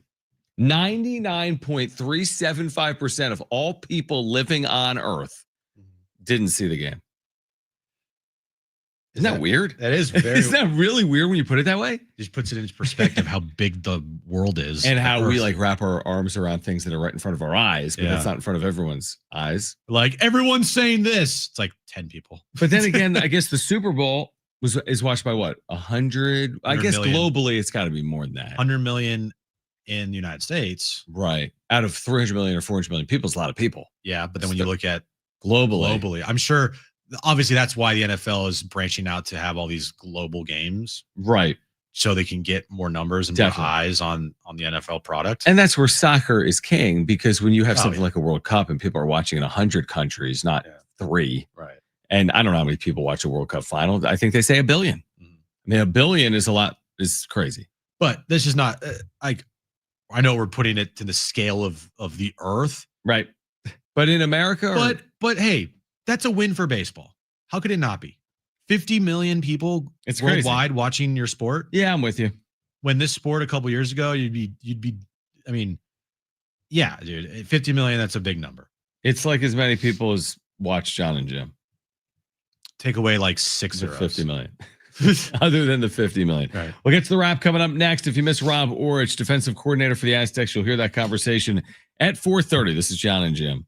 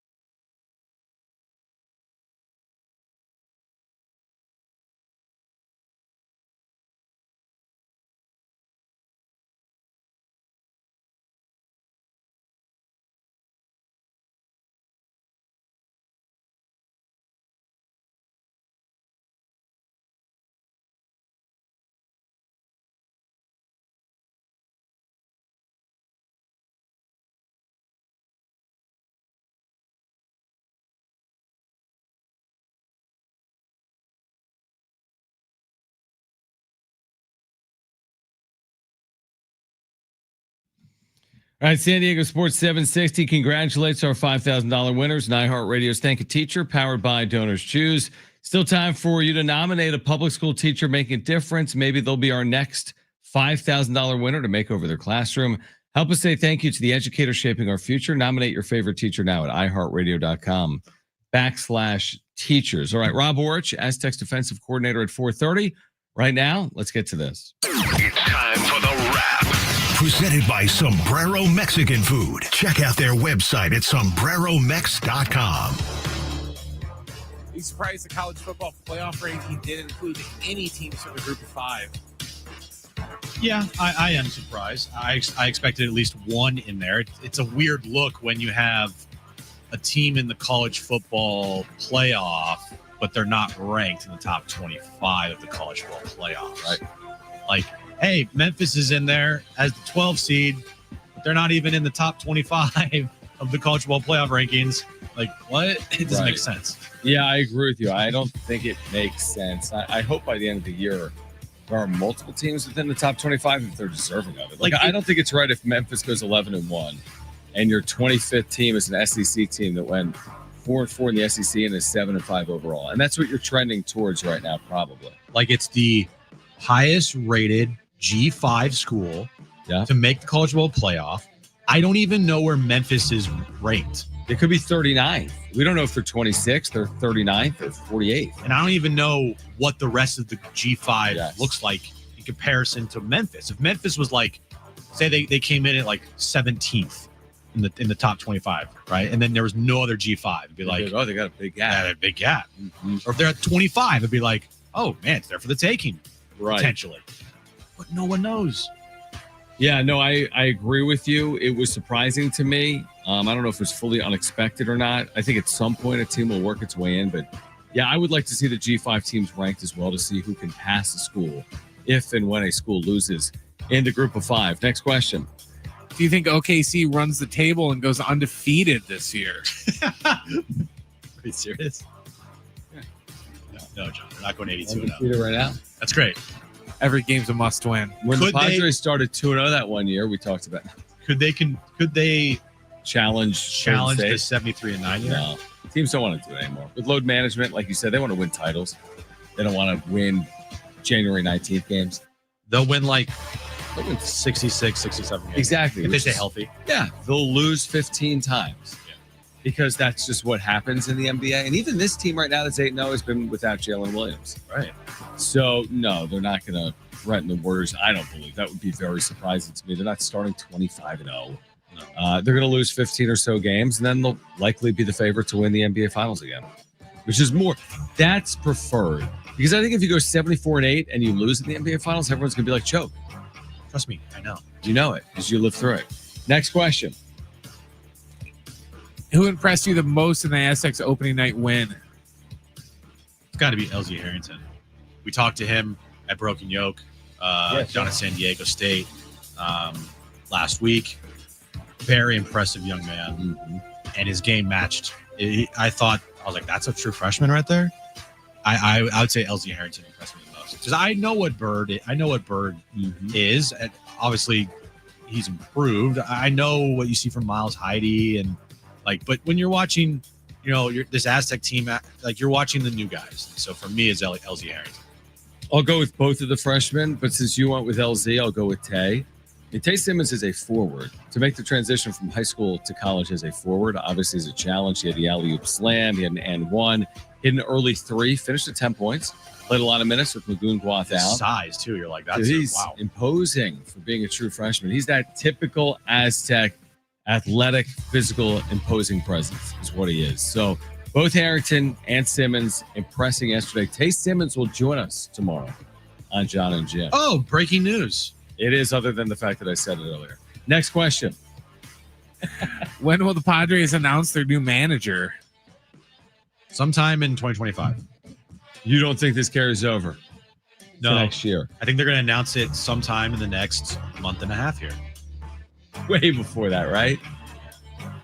If it's not by the end of this week. Something went wrong. Someone said no? What's going on? Have they gotten a no? We haven't talked about that. If you interviewed for a job 2 times and you're in the interview room for 9.5 hours, are you really going to tell that person no at the end of it? Yeah, but you got to run it by Aaron. You got to run it by Kristen. There's families that managing a baseball team. I know it's different. You are right, but you're right. If you're interviewing, you probably want the job, but there's things that pop up like salary, coaching staff decisions, and family decisions. I think what is holding this thing up, okay, is the AJ Preller contract extension. Okay, that's what I think is holding this. That up. they want that finalized. That I think. You think they know who they are hiring, or they already hired someone, but it's not. I think they're waiting for Preller, and then they're going to, or they are in the midst of finishing up his contract extension. Gotcha. Yeah, I can see that. Because what if in the contract extension for AJ, there's some things in there that's like, AJ's like, nah, I'm not doing that. I don't know. Because when Peter was here, it was very simple. It was like, Peter would be like, hey, AJ, I'm giving you an extension. AJ's like, okay, cool. Mm-hmm. Now it's like, hold on, let my people look at this whole thing. Like, I need to look through this entire contract first before I just sign on the dotted line. Right, but he's Mr. heavily involved in the manager search. I know. Dennis Lynn. Maybe that's why they haven't gotten to it. I don't know. Yeah. No, it's hard to really know. It's like when we ask, when are they going to hire a manager? It's hard to really know. It is weird though. I mean, team's been to back-to-back postseasons for the first time in over 2 decades, won 90 games for the first time in franchise history. And it's November 5th, and there's still no contract extension for AJ Preller, who has 1 year left on his deal. Yeah, their season ended over a month ago. That doesn't have to do with Mike Schilt. That's a good point. The Schilt thing, even if it caught him off guard, what does that have to do with Preller's future? Yeah, they could have given the contract extension before then. Absolutely. Their season ended October 2nd. And it's now November 5th. That's more than enough time for a professional sports organization. And, oh, by the way, they could have been drafting up a contract extension during the regular season as well, seeing where this thing was going. It's a good point. We wait, and we'll see what happens next with both AJ Preller and the next manager of the Padres. We'll switch gears on the other side. Rob Orich, defensive coordinator for the Aztecs. If you missed our conversation, you'll hear it on the other side. San Diego State getting ready for Hawaii. And then Darnay Tripp will join us live from NBC7 coming up at 5 p.m. This is John and Jim, San Diego Sports 760, live on the iHeartRadio app.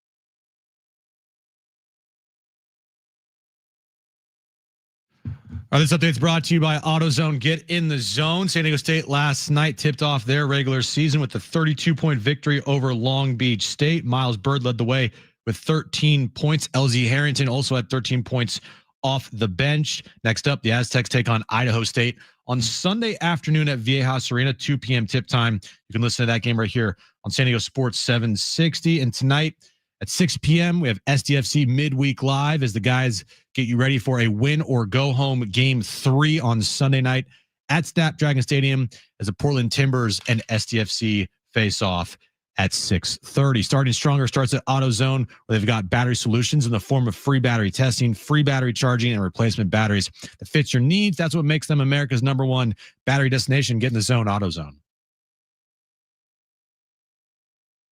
All right, Darnay Tripp on his way to G League Media Day, right? Or is he going to be on his way back? Or I don't know. He's going to join us at 5 p.m. We'll talk about the Padres, Preller, manager, San Diego State, SDFC, San Diego Clippers.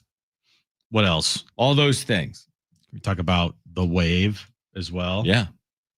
Cool. Yes. Cool. Yeah, very cool. All right. So Darnay will join us at 5 p.m. If you missed Rob Orich, San Diego State's first-year defensive coordinator, what a turnaround for this defense. We started our conversation asking what it's been like for him now as DC working with this special group.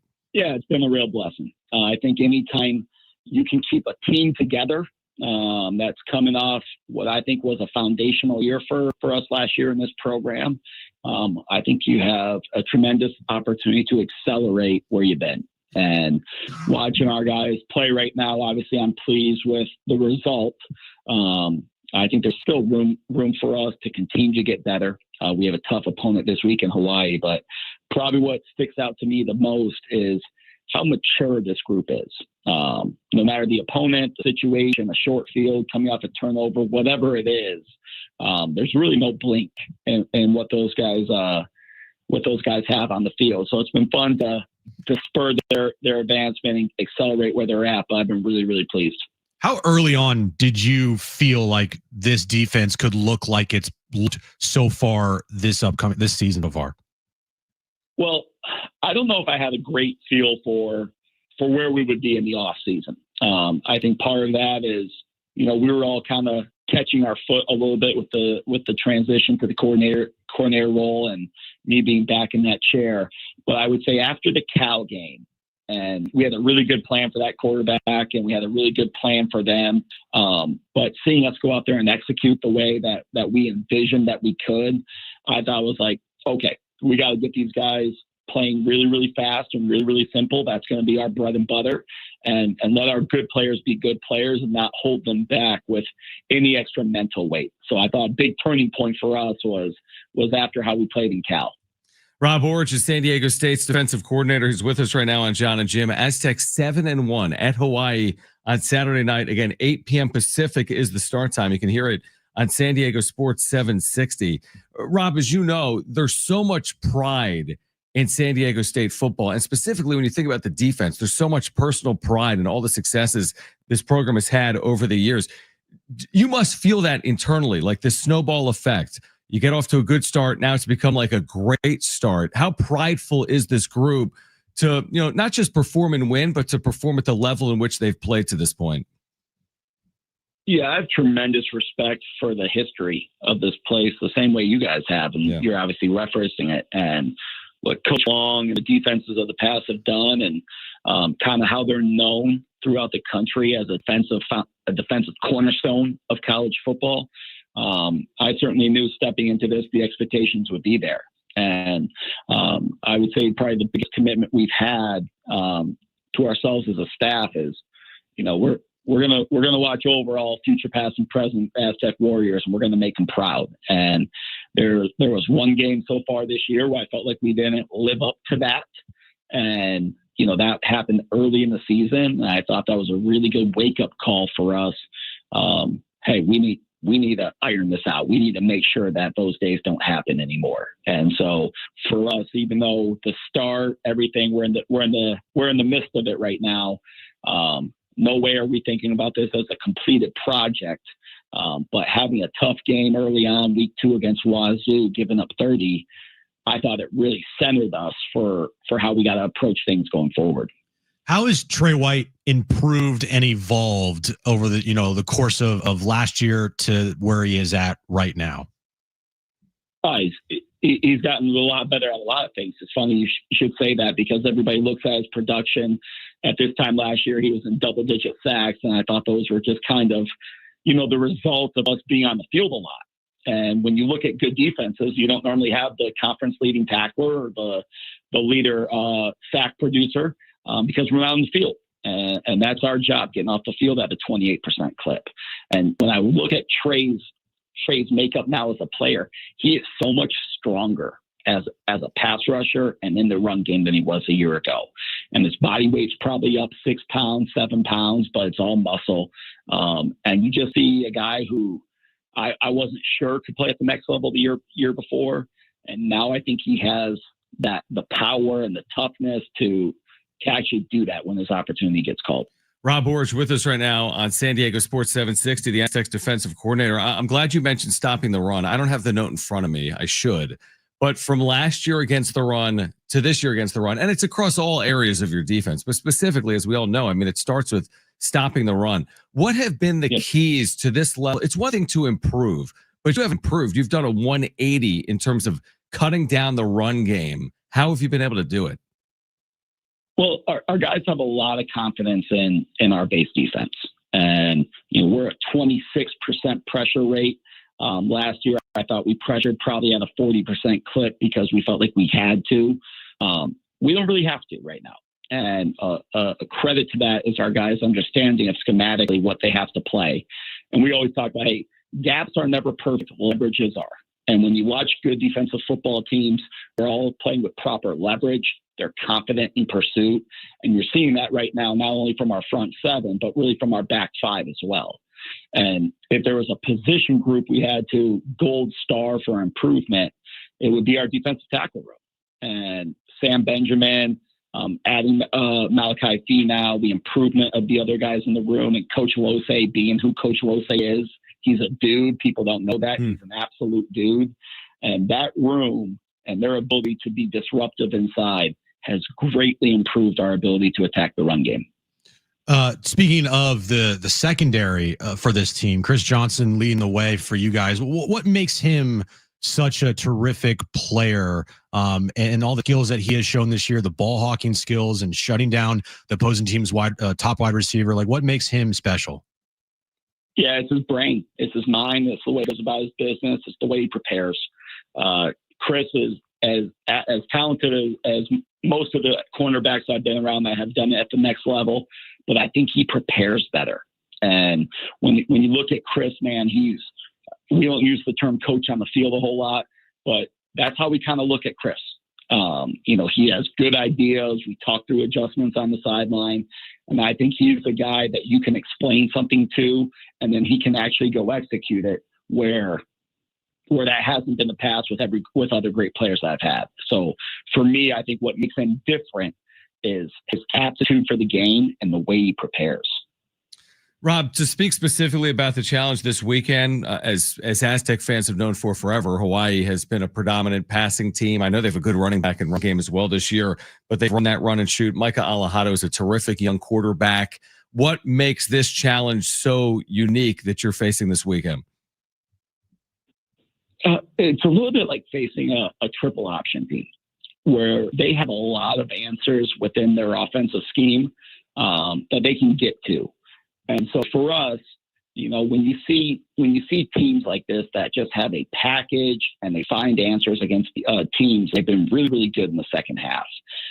We have to have enough in our bag to make sure that we have answers for their answer. And that's one thing I give credit to Coach Sum and Coach McGorris was we normally find the answer really quick on game day. You look at Wyoming as an example. They score on the first drive, then we blank them the rest.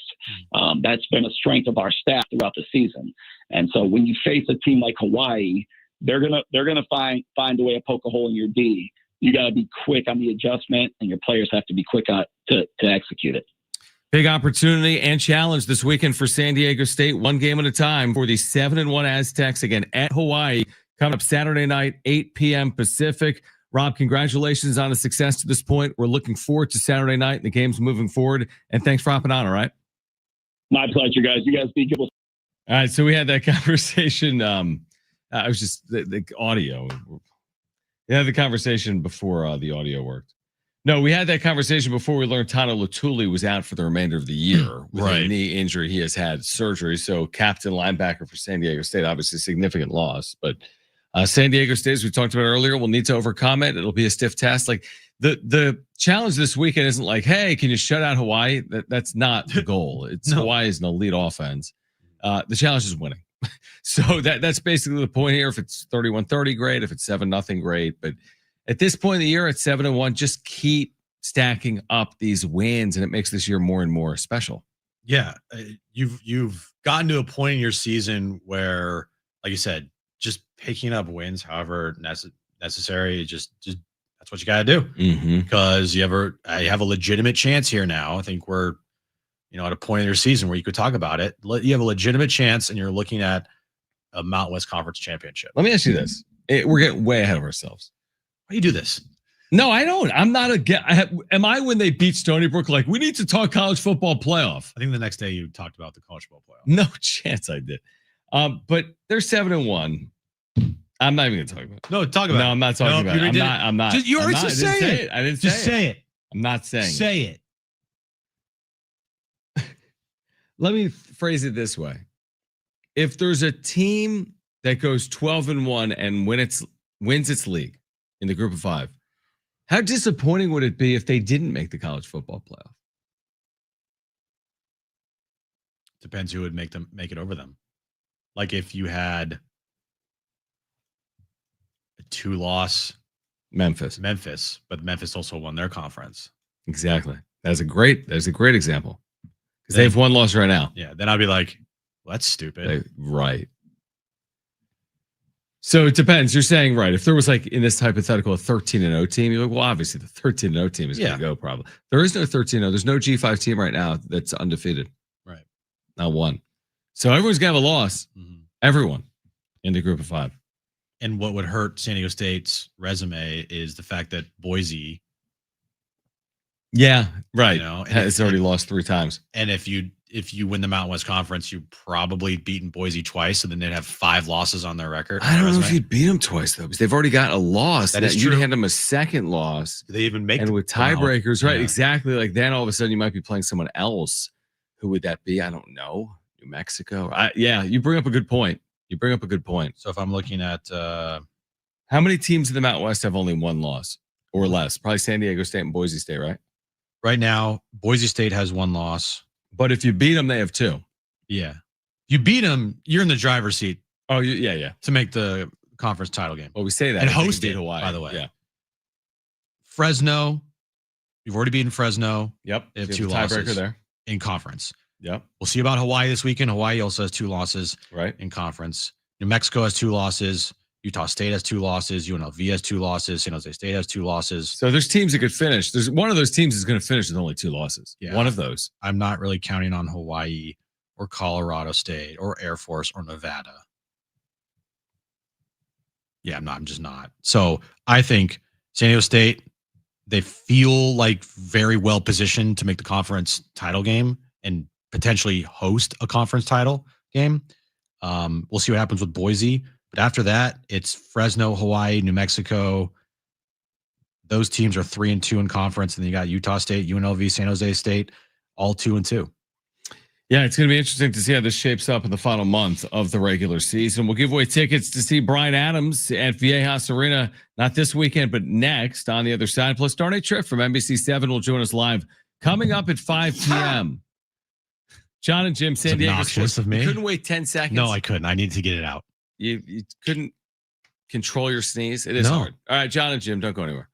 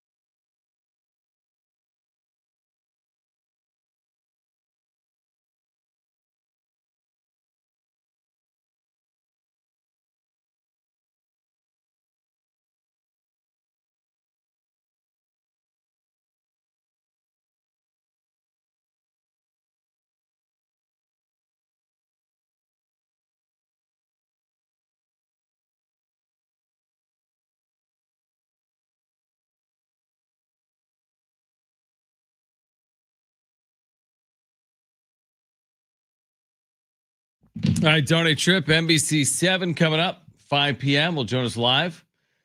Talk Padres news and STFC and San Diego State football and basketball with Darnay Tripp coming up. San Diego Clippers. Yes, he's at G League Media Day today. We'll give away Brian Adams tickets in the next 7 or 8 minutes. Do you put any stock in what Dennis Lynn wrote earlier today related to the Padres wanting to keep Michael King? I want, a lot of things. I want a lot of things too. I can't think of one off the top of my head right now. I want more money. Just in general? I want also sushi that you still owe me. Stay tuned. But yeah, exactly. Like, okay, they want Michael King. I think they should want Michael King. I think there's a lot of teams that should want Michael King. Because they want Michael King per the reporting, does that make it more likely that he returns? It's a dollars and cents thing, right? Yeah, do they have enough money to pay him? What are the terms? Are they willing to pay? Does Michael King go out there and get a better offer? And if he does he take that? Like, right. How many teams want Michael King? I'm sure a lot of teams would want Michael King.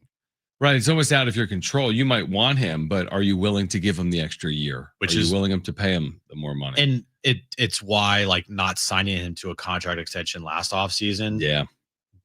Potentially could hurt you here in a big way. But also if you were thinking about, hey, we'll see what he does this year. Well, he got hurt this year. So it wasn't the best of situations. So how do you view that? They obviously know way more about Michael King's shoulder and his arm than we do, and probably other teams do right now. So if they know, like, I don't know about this arm situation, maybe they're not gonna try to sign him because of that. But also, does it become affordable? Obviously, everyone wanted him to have a big year, including the Padres. It would have helped them get to their goal. But now that he's coming off a year in which it wasn't a big year because he was hurt, does that now make him within reach? If he would have posted the 2024 year in 2025, would he be out of reach? Potentially. If he put up a season similar or better this past year, like 2024, then yeah, he might be one of the most coveted pitchers on the market. Right. And the money would be so high that you couldn't even consider it. But now I don't know. I mean, one of the who's a comp that you could look at to give, for Michael King's contract? Well, based on what you shared with me yesterday, the comp is, you said it was what, 4 for 110 per. I meant like what other players similar to Michael King, what are their contracts?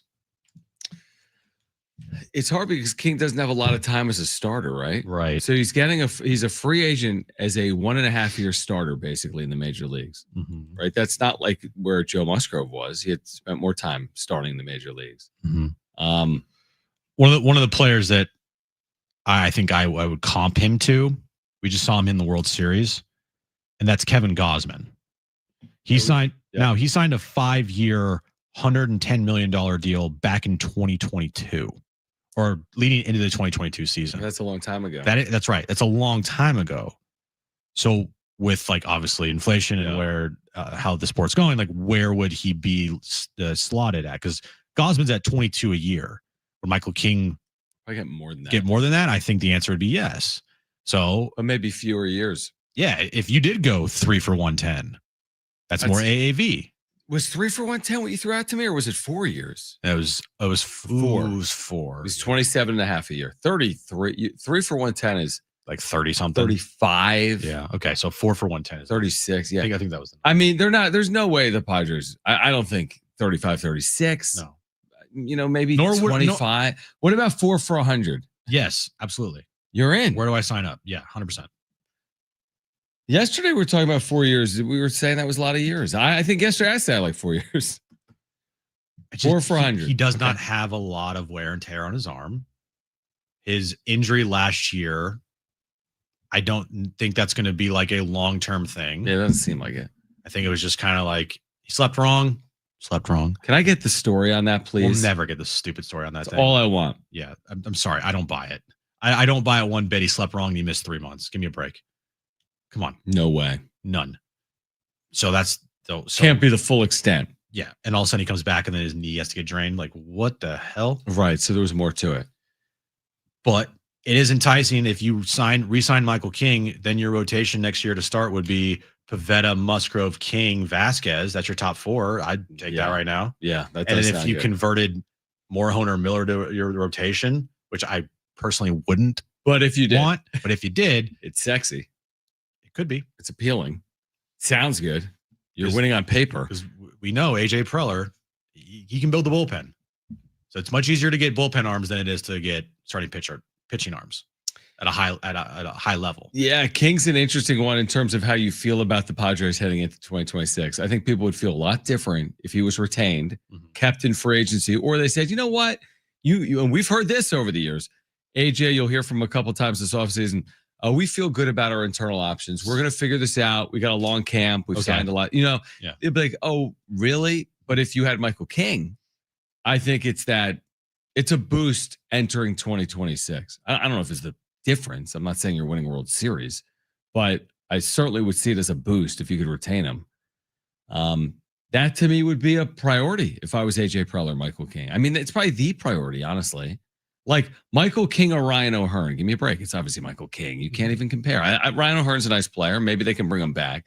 Michael King's a critical piece potentially to your puzzle. Potentially, because the rotation it needs some help with the loss of Darvish for the year. I wasn't expecting anything from Darvish anyway. We all could see. Yeah. I mean, his arm was cooked. It was a matter of not if, but when. But even if Darvish were quote unquote healthy heading into next year, you would still need more pitching because you can't trust Darvish to get through a full season, even when he's quote unquote healthy. At this age. Right. That's a good point. And what about Joe? I mean, I'm sure they're probably gonna, have the kid gloves on for him for a little bit before they potentially unleash him coming off of Tommy John. You're right. And how does Nick Pivetta perform after a career year? The odds are he's probably gonna regress. You're right. Question marks. No, there's no question marks. No, everything's fine. Everything's a statement. We know definitively what's going to happen in 2026. February 22nd. If they don't win that game, they're going to win that game. Everything comes down to February 22nd. I circled February 22nd. That's their spring training home opener. It's against the Dodgers, and I feel like if you win that game, it cancels out what the Dodgers have done the last 5 years. I 100% agree with that. Yeah. It is a must-win game. And if you win it, you're basically laughing in their faces. Right. We're going to throw parades here in San Diego. On the other side, Darnay Tripp, NBC 7 on the Padres and the manager search, and AJ Preller and more. He'll join us live coming up next. John and Jim, San Diego Sports 760, live on the iHeartRadio app.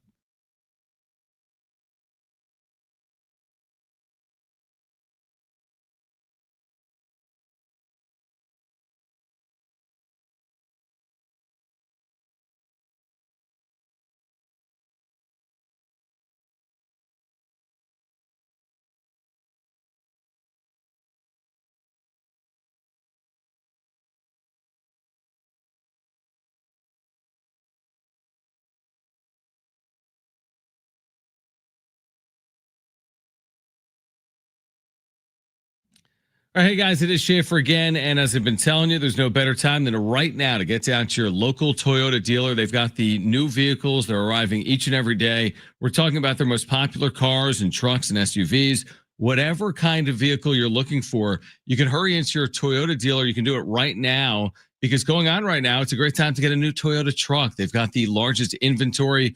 They have Tacomas. They have Tundras ready to roll. The Tacoma is known for its legendary toughness, off-road capability, and everyday efficiency, perfect for weekend adventures or just tackling your to-do list. And the Tundra brings serious power, impressive towing capacity, and bold design, plus the latest tech and comfort features. Whether you need a truck that's built for the trails, built for work, or built for your family's next adventure, Toyota's got you covered. Again, new vehicles arriving daily. We make it easy. See your Toyota dealer today.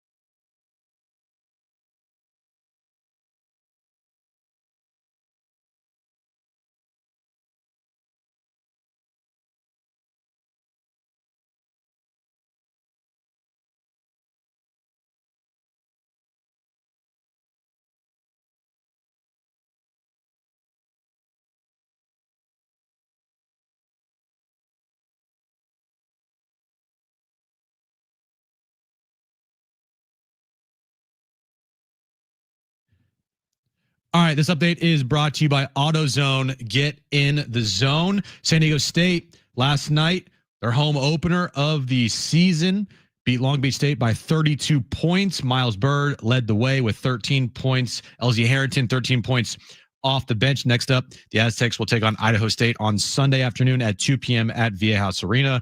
And an hour from now at 6 p.m., we have SDFC Midweek Live as the guys get you ready for a win or go home game 3 on Sunday night at Snapdragon Stadium as SDFC takes on the Portland Timbers. Starting Stronger starts at AutoZone, where they've got battery solutions in the form of free battery testing, free battery charging, and replacement batteries that fits your needs. That's what makes them America's #1 battery destination. Get in the zone, AutoZone. Getting you all set for that drive home. Let's just start the show. Here's John and Jim. All right, San Diego and Southern California, what's going on? Final hour of John and Jim. We kick it off with our dear friend Darnay Tripp from NBC7 back with us on John and Jim. Now, I must apologize, Darnay. I've been blacking out recently. I'm not kidding. And I had no idea, like none whatsoever, that you joined us a week ago today to talk about the Padres manager search. Did you realize that you were with us a week ago today? Yeah, clearly I brought the goods on that appearance. Yeah. It really left an impression with you. I'm glad. Jim said the same thing. He went to the phone to see, like, wait, October 29th? No way. No. Obviously a pretty forgettable appearance, so I'll have to try and step my game up this time. No, we remember because we did the who's going to break the news. I just didn't realize it was last Wednesday. Conversation. Who do I have? I think I have the national guys. I have the national guys. You have AJ Cassavell. It wasn't tweeted since October 3rd. You have Dennis or Kevin, right? I got AC. You got AC, and then Brent had Dennis. All right. Before we get into this, we need to figure something out, though. Because there's always a chance that it's Dennis in collaboration with Ken Rosenthal. It's a great call. So if the pot is like $20, do you guys just split the pot? Is that how it works? We don't split here, Darnay. Yeah, that's tough though. What are we playing for? We didn't determine that. We haven't talked about this since our last forgettable phone call together. John owes me sushi from some bet that we had. So if John loses, he's not going to pay you. If I lose, you all can come over on New Year's Eve. All right, here's my question, because you're going to G League Media Day. Did that already happen, or are you heading back from it?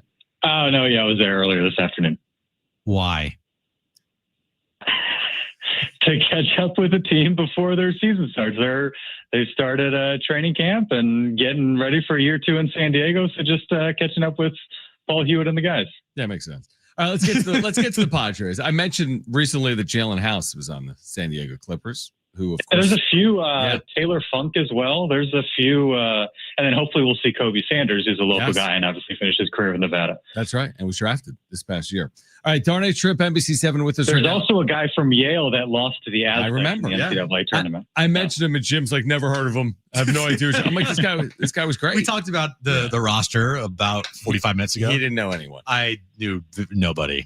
All right, what do you make of the recent Padres reporting from Dennis Lin, which is we're waiting any day, and a Preller extension could come with that announcement as well? Where are you on the Padres manager search right now? Exhausted, bored. So boring. I'm so incredibly bored. I don't just hire anybody. I don't care. I'm stunned that we don't have our bet settled. I know. I think for the last 2 weeks, I was like, first half of next week we'll be all good to go. Especially once the World Series ended, and what was it, last Thursday? There was the day off in the World Series, and then it ended Saturday, and I was like, all right, Sunday and Monday, here we go. And then they have a private ceremony for Peter Sadler Way yesterday, and they're like, who's in attendance? Not AJ. I'm tired of reading no, he was there. He just didn't speak. Oh, he was? Okay. He was there. Yeah. Shield wasn't there. Shield's not there. I'm tired of reading the tea leaves. I'm tired of trying to figure any of this out. Yu Darvish gave us something to talk about. Victor Rodriguez. I guess we now know that Victor Rodriguez isn't going to be the Padres manager. So, if if you had that on your bingo card, sorry, you're not going to win a sushi bet there. I don't know. I just waiting like everybody else. I think I've been under the impression that AJ Preller is not going anywhere. And so it's just kind of waiting to hear if that is in fact the case, what the terms look like, and then who he's going to be working with to form the roster and make another push, hopefully for a World Series. But can we just do something, man? Yeah, I don't know how have you guys gotten by talking about this for 4 hours a day? Dude, I don't know. Seriously. I have no idea. That's such a good point. I don't know. But when you look at it, of the 4 manager candidates the Padres have interviewed, who would you want them to hire? I told you I'm not doing this. Hold on. Did you see Darnay? He sent out a tweet. He did. He said, I swear if you ask me this question today. Why is he sending this tweet out, Darnay? He sent the tweet out 3 days ago. I'm so bored. It's like, just hire somebody. Damn. I mean, and it's the hard part is like, it's not like there's any information. There's been very little reporting. I think it seems like league wide, it's just been very quiet and kind of an underwhelming, not super sexy kind of managerial carousel outside of maybe like Skip Schumacher, just because that's like a familiar name. The weirdness of like the Angels, what in the world are the Rockies going to do? But not a lot of like household names. You know, the Braves promote a guy that had been around, so like that I guess makes sense. But the whole thing has just been kind of like, all right, you know, whatever.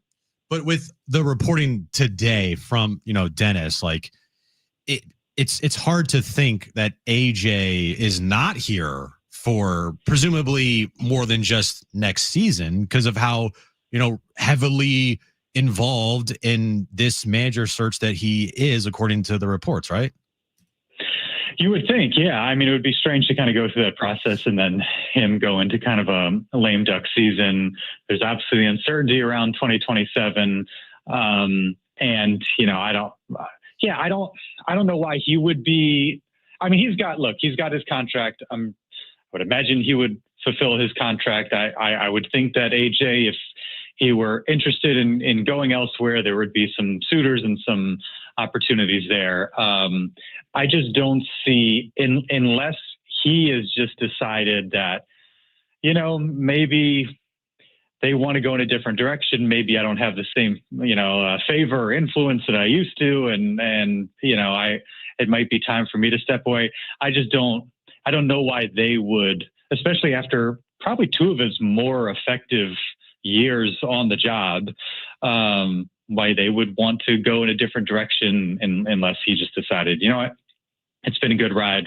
It's time for new pastures. I think that would surprise, if he goes anywhere, I would be pretty surprised. And I think there's been some speculation about kind of the Rocky situation. His name hasn't come up, and given who he is and what he's done, I would guess we would probably hear something, but for whatever reason, it has felt like a matter of time, and for whatever reason, it's just kind of taken a long time to get anything kind of buttoned up. It feels like it's been forever. It probably hasn't, but it feels like forever. Darnay Tripp, it's been forever. It's forever in baseball terms or in professional sports. Darnay Tripp, NBC7 with us right now on John and Jim. Switching gears, San Diego State men's basketball picks up the big win last night against Long Beach State. I know you saw them in an exhibition against USD. What's your level of optimism here heading into the year? Low, super low, John. I don't know about you this have no team. optimism. No. I don't know if they look very good. Not much talent, very little depth. No pros on the team. I don't know if there's any freshmen that really impress you. They look Hawaii awesome. Pacific better. They look like they could be awesome. I think, a bit of a clunky start offensively yesterday. And so you're like, okay, yeah, it's obviously early in the season. You got some new guys, and then they hit their stride. They scored like 23 points in the last 7 minutes of the half, and it was never a game from that point forward. And you had really exciting moments from LZ Harrington, Tay Simmons, Jeremiah Odin kind of sparked them a little bit with that steal and the dunk in the first half. You've just seen enough kind of snapshots from Farrah Compton, Miles Heide doing some good things. I'm sure I'm forgetting some guys. Just seeing all that and knowing that, we saw Miles Bird for the first time, at least, in the sense that he wasn't there for that USD game. You don't have Magoon Guas. Feel bad for Reese Dixon Waters that, he's still waiting to kind of get back on the floor. But when you just think about all the pieces that we haven't seen yet and all the depth that they have and the new players, it's really, really exciting. And like Dutch said, it's like how long it takes for them to kind of gel and hit their stride, we'll see. But for it being obviously early in the season, missing some guys, you can't help but be excited about what you've seen. And, we'll see what happens in Vegas. I mean, there's only 2 more games before they get there. Hopefully at that point, Magoon and Reese at least have 1 game under their belts, and then they really get tested, because that comes pretty early, especially when you have some of these new guys and potentially some freshmen playing some important minutes. How do you see game 3 between SDFC and the Timbers playing out? I feel like, the nerves will be very high, just because, look, this is totally different in the postseason.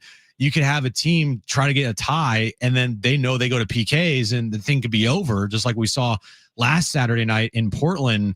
I feel like because SDFC didn't finish the job, Sunday night is going to be pretty nerve-wracking, unless SDFC just blows them out of the water. Yeah, I would imagine it would be pretty nerve-wracking. I mean, to their credit, the way they handled the Galaxy match, the way they handled going to LAFC, the way they've shaken off some losing streaks through the course of the season. Even September, they didn't play particularly well, went on the road, finished really strong during the regular season. Like, they've been resilient. So I think that's encouraging, but I think that was in my mind as soon as everything played out like it did on Saturday. It's like, okay, does this bleed into game 3 at all? And what type of pressure, anxiety do they feel just being in a winner-take-all type of match, much less if they trail or if it's tied late or if it goes to PKs.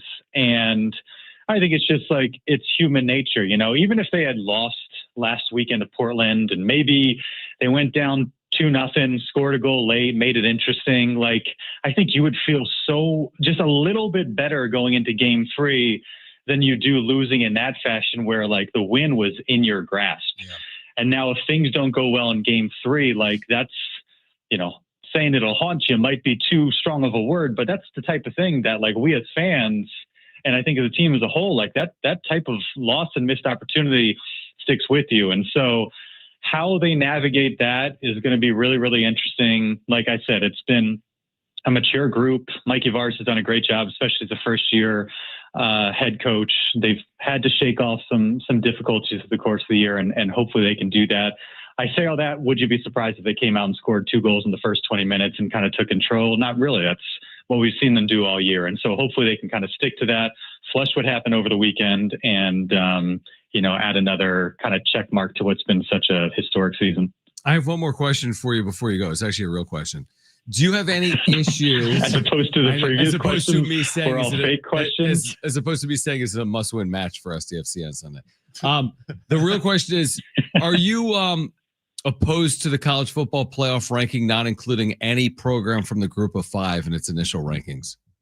Because John's mad. I just don't like the look, because they don't rank the group of 5 teams. So how am I supposed to know what the order, like what are we looking at when it comes to the end of the season and you have these G5 champions?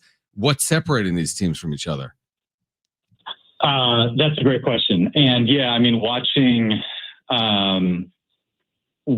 the unveiling of the rankings, it did leave you like, okay, so what's the pecking order here? Obviously Memphis, but then you don't really know beyond that. I don't think that, I guess like, a group of 5, top 3, top 5 would be worthwhile, but you're either in the driver's seat or you're not. So I don't know what, you're going to need Memphis to lose. You're going to need, if you're San Diego State, the James Madisons of the world and such to potentially lose for you to sneak in. I'm sure from the teams, it probably bugs us more as fans than it does like the coaches and the programs, I would guess, because, they're going to be laser focused on like, what do we need to do in order to continue to stay in the conversation, knowing that we might need some help. So I don't know from that standpoint. I kind of get that it is the way that it is, but it does leave you a little bit unsatisfied if you're in the conversation and want to get some idea of kind of what the landscape is and who might be ahead of you in kind of the race to that one spot. All right, so you're not losing sleep like I am. John was very mad. No. He's still very mad. Yeah, I'm still mad about it. Darnay. One Yeah. last note on San Diego FC. With the series being 1-1, game 3 is very important. Whichever team wins takes control of the series. That is an amazing Mm. point. Did you know that, put John? it like that? Wow, that changed my entire outlook on game 3. I didn't know that. This is why we have you every Wednesday. You're welcome. This is really good. I like that. Thank you, Wow. Magic. All right, Darnay Tripp, appreciate you, my friend. Take care. We'll see you guys. All right, Darnay from NBC7. Thanks, Magic Johnson. Reaction plus what Dennis Lynn reported today in The Athletic regarding the Padres, their GM, and their next manager. Coming up on John and Jim.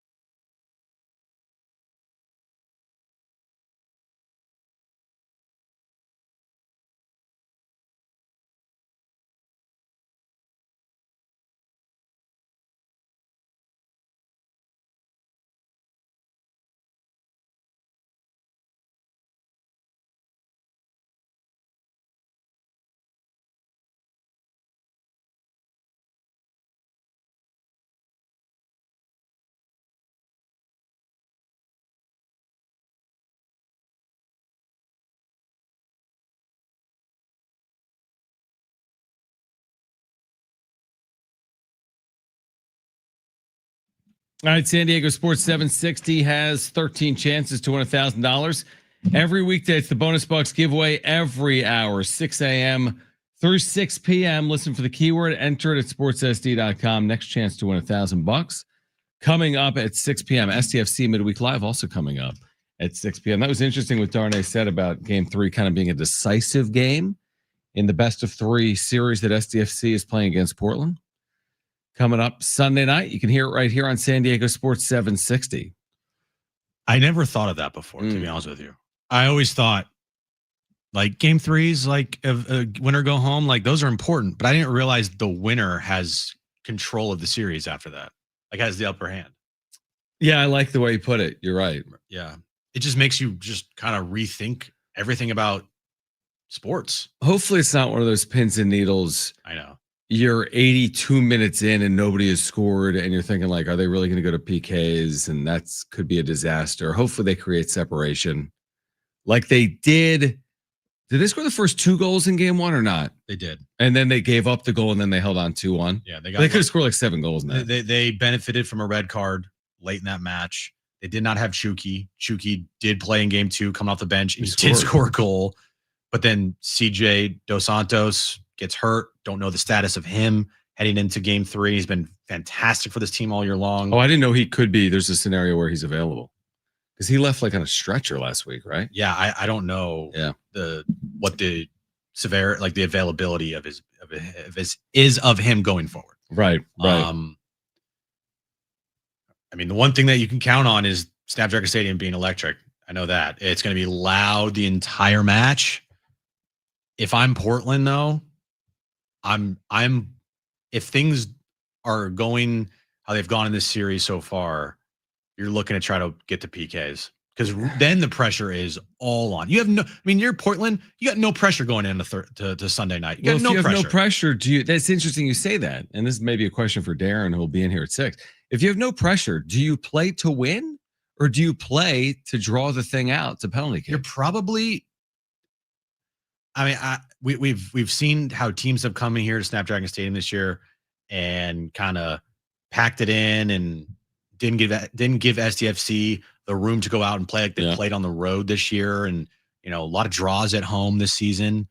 So I mean, if you're Portland, you're like, let's just get this to PKs, and we won on PKs on Saturday. The pressure will be all on them. Yeah, it will be.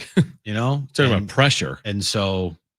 Yeah, I think this thing could come down to PKs, penalty kicks, come Sunday night. Yeah, I'm not cool with that. In terms of the drama, I know what's on the line. There's some drama right there. Goals and cruise to a game 3 win. You can hear it, of course, coming up Sunday night, and again coming up at 6 p.m. STFC Midweek Live. We'll get to it on the other side coming up here in a handful of minutes. With Dennis Lynn reported today related to the Padres. We also, Darnay is like how we all feel. Figure out the manager search, figure out AJ Preller. This is taking way too long. At the end of the day, this is taking way too long. Their season ended October 2nd. It's been over a month. Get this resolved sooner rather than later. Enough speculation and waiting and waiting and waiting. This has to be resolved. This cannot drag on for forever. I'm at the point where I'd rather have it resolved and it's not like the name I want, then it drags on forever and it's the name I want. Like, just get this thing figured out so we can move on to the next order of business. Like, are we waiting for a third interview? Right. With these candidates? Is it going to be the mystery? Is it going to be the unreported candidate? Because even Dennis wrote about that. Like, look at the Bob Melvin hire. That was a bit of a mystery until it was known. Like, is it possible there's someone out there that hasn't been publicly discussed that they would be considering maybe? Did someone say no to the job? I mean, why has it taken this long if they've conducted all these interviews? And it's still unresolved. I don't know. And it was Kevin last week that said it was supposed to be shored up by the end of the week. If it's not Pujols or Hundley or Niebla or Flaherty. It's not Pujols or Hundley or right? I would be pretty surprised. You don't think they acquire Craig Albernaz 4 days after introduced to Baltimore in a trade? Probably not. Manager? Probably not. And a name that would have intrigued me, but again, it was mentioned by Darnay actually, and it was a done deal weeks ago, is Skip Schumacher. Again, that wasn't probably realistic here, but Yeah, just move on with it is my thought process. I was a fan and a proponent of Pujols. I still am. Again, I don't know if it's the end all be all if they bring in Albert Pujols to reach their desired goals. I just say move on with it so we can get to free agency, which starts when? Tomorrow? Starts in tomorrow. Baseball? Yeah, just move on with Starts it. tomorrow. Do you think What free agent is signing if you don't know the manager? you think the free agency frenzy is going to happen? The hot stove will be lit the second Thursday tomorrow hits? Yeah. No shot. No, I think you'll have a typical offseason where you get through the winter meetings and there's still a lot of unsigned guys. And then from a San Diego perspective, they do a lot of their work in like February. I'm interested to see how the baseball hot stove operates this year with the uncertainty of the 2027 Yeah, good point. season. Probably slows it down. Doesn't speed it up, does it? Nope. Yeah, probably slows it down. It's a good point. I mean, every 5 years you're gonna have the uncertainty. It's never been like everything's perfect. But you're right. But more than any other potential lockout, this one does feel like there is a chance or possibility this thing could go sideways. What's the main reason though you say that? The main reason is, look, I'll say the Dodgers, but I also am not the type of person. I'm not the person that's blaming the Dodgers for everything. But I do think other owners will use the Dodgers' success and cry poor and say that things need to change drastically. When we all know that these owners that are crying poor aren't really poor. Yeah. They're just not choosing to spend money, and that's on them. I blame the Pirates, the Marlins, the A's. I'll throw the Brewers, like the teams that don't spend money. They are the reasons why this thing could go sideways, not the Dodgers. Even though the Dodgers have more advantages than everybody, I do think there needs to be some type of, not regulation on that, but there needs to be more sharing involved or an opportunity to have these smaller market teams get more money.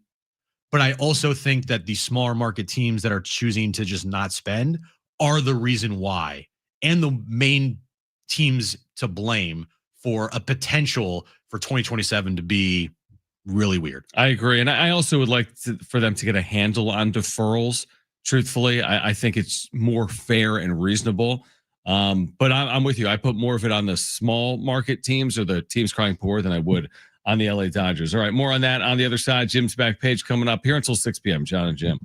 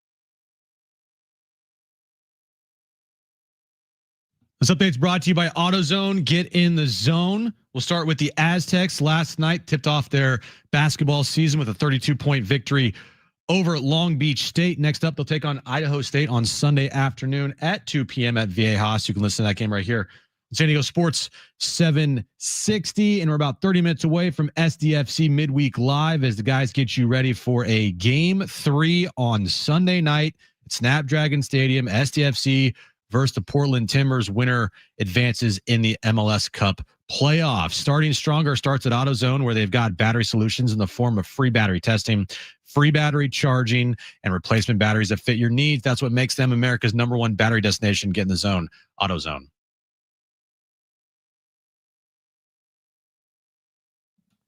All right, John and Jim, why don't we do it right now? Brent, we're going to give away these tickets to see Bryan Adams. Oh, no relation to John Adams. How do you know? Presumably. He's Canadian, so I doubt it. Okay, so Brian, if you want to see Bryan Adams at Viejas Arena, November 16th, the Roll with the Punches tour, tickets at Ticketmaster.com. First caller to 877-767-4760 is going to go. 2 free tickets, November 16th. That is next week now. Oh, well, I might call right now. Call right now, though. First caller, Bryan Adams, Roll with the Punches tour. If you want those free tickets, Viejas Arena next weekend. Great giveaway. 877-767-4760. Call right now if you want those tickets. Again, Darren Smith, SDFC Midweek Live coming up at 6 p.m. Jim's back page coming up in about 10 minutes or so. You know, we spent a good amount of time earlier about what Dennis wrote. What we didn't spend time on is the crux of the article is about the question marks the Padres have with their roster. It's not about their manager. It's not about AJ Preller. He wrote that whoever is the GM, whoever is the manager, they have free agent decisions to make. They have starting rotation question marks that we've discussed. They've got players that are arbitration eligible or could be non-tendered, so on and so forth. I guess every offseason is like that. But he basically said that, you know, you head into an offseason with 2026 around the corner where you've got all of these question marks that are going to need to be resolved. And that doesn't really have anything to do with who the manager is going to be at all. All right, let's go through the question marks here. Okay, right? I'll do it with you. Sure. All right, I'll just go around the diamond. Sure. First base, question mark. Big question mark at first base. Huge. Second base. Not as much as a question mark as we sit here right now, but a possibility if there's a trade. You can do better than Jay Cronenworth. Right? Shortstop. There's no question. No question. No question. Third, no question. Third question. Left field. They're going to pick up Ramon Laureano's option, presumably.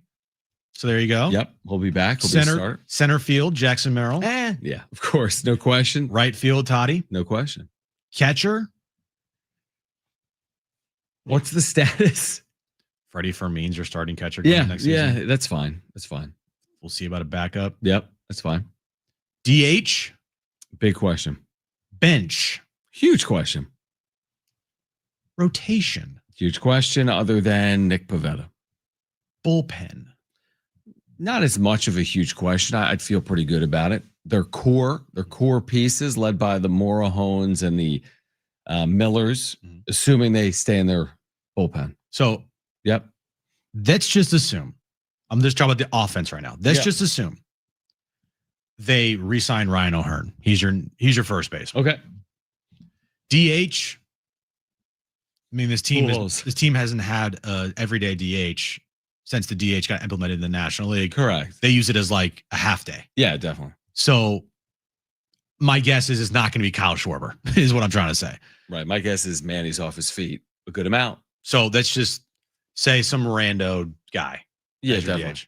Yeah, bench piece, basically. And you have pretty much everybody returning if they choose to have that happen. Right. With Ramon Laureano for a full year in left field. Is that good enough offensively for this team? No, probably not. I mean, it may be good enough with improved play from that core. Again, hope is not a strategy. But it's not really hope. I mean, the Machado, Tatis, Merrill core, you're going to need more from. And that's not just hopeful. That's like factual. I know. You're not changing that grouping up. No, you're not. So, I think they can get more out of that group, truthfully. the Merrill, Tatis, 100%. Machado. Again, I don't know if you get more to Machado, but certainly Merrill and Tatis, you could squeeze With one how out. talented those three guys are next year, or those guys just are next year, there's no reason why they shouldn't all be all-stars. That's exactly right. Especially Merrill and Tatis. Come on. Yeah. I mean, Toddy was like a all-star this year by default. He shouldn't have been on the all-star team. Manny was an all-star and he deserved to be an all-star. Yep. But like every year, those three guys, they need to be leading the way. Yeah, I agree. And obviously injuries play a factor. And it was unfortunate what happened with Merrill this past year. Some really unfortunate injuries. But like those three guys got to lead the way, and they got to lead the way big. Toddy, Merrill, Manny, they can't have all collective down years. They can't all be like, well, all these guys' OPS is around 800. Like, where's the guy that has a 930 OPS on this team? No, you're right. Where's the guy that hits 35 to 40 bombs for you? You are right that we can't assume it. But in a world where Fernando Tatis Jr.'s play improves, maybe not back to his true ceiling of his career, but in a world where his play improves and where Jackson Merrill improves and looks like the player he was as a rookie, I think the offense can certainly have drastic progress made. I mean, look at 2024. It was a good offense. Look at 2025. It was a bad offense. Can they turn the tables there? Yes, I think it's possible. Yeah. And it was a good offense in 2024 because of the others like Jerkson Profar and Kyle Gashioka and David Peralta and Donovan Solano. And then Jackson Merrill came on the scene and he was fantastic for you. And, Manny had a great second half. Awful first, but a great second half. No, you're right. So, yeah, to your point, are they ever going to rival the best offenses in the sport in 2026? No. But can they go from where they were to where they need to get to? Yes. And then in a pitching park like Petco, where you don't have to score a zillion runs, but you'd like to have a little more power. Now that's where Michael King, to me, is a big part of this conversation because your rotation right now is soft and has holes littered in it. If you were able to retain Michael King, when you add it to Pivetta and Vasquez and Musgrove, you feel better about it. So when you look at the big question marks with this team heading into next year, it's first base, DH, starting pitching, bench, and then bullpen. What they do, I guess, with Mason Miller and Adrian Morejon is just very intriguing to me. Do they stay where they are? Your 8th and 9th inning guys, by and large. Or do they get creative? And it might not be wise, but do they challenge themselves or try to, move them from the bullpen to the rotation in some form? Yeah, they don't have one thing they have to worry about. They have 5. Oh, at least things, 5, 6 areas that they have to worry about. Yeah, definitely. And, do you put Jake Cronenworth on the block this offseason, right? Do you trade, do you have any other pieces that you could trade away to bring some pieces back? Like, those are going to be questions as well, too. And, whoever's in charge, they do have a lot of work. But I do think they should have more money to spend, and they should have more money to spend this offseason than they had the past 2 off seasons. Like AJ, if he's here, he should get more money to spend this offseason. If he doesn't, and it's the same thing that we've seen the last 2 off seasons, it's going to be good luck. Tough. Yeah, it's a tough maneuver for AJ to put this team in a position to be better than they were the last couple of years. I just hope we get give me something splashy during the winter meetings. I'm not asking for a $300 million contract, but give me something of interest to trade, something of substance at the winter meetings in 2025 coming up next month. I think they're in Orlando. Give me something to wrap my arms around. Give me something. My guess is no. All right, Darren Smith is going to swing by STFC Midweek Live coming up at 6 p.m. Getting you ready for this huge match Sunday at Snapdragon Stadium between STFC and Portland. On the other side, we have Jim's back page. We're here until 6 p.m. Then 1 full hour of STFC Midweek Live on this Wednesday night. This is John and Jim, San Diego Sports 760 and live on the iHeartRadio app.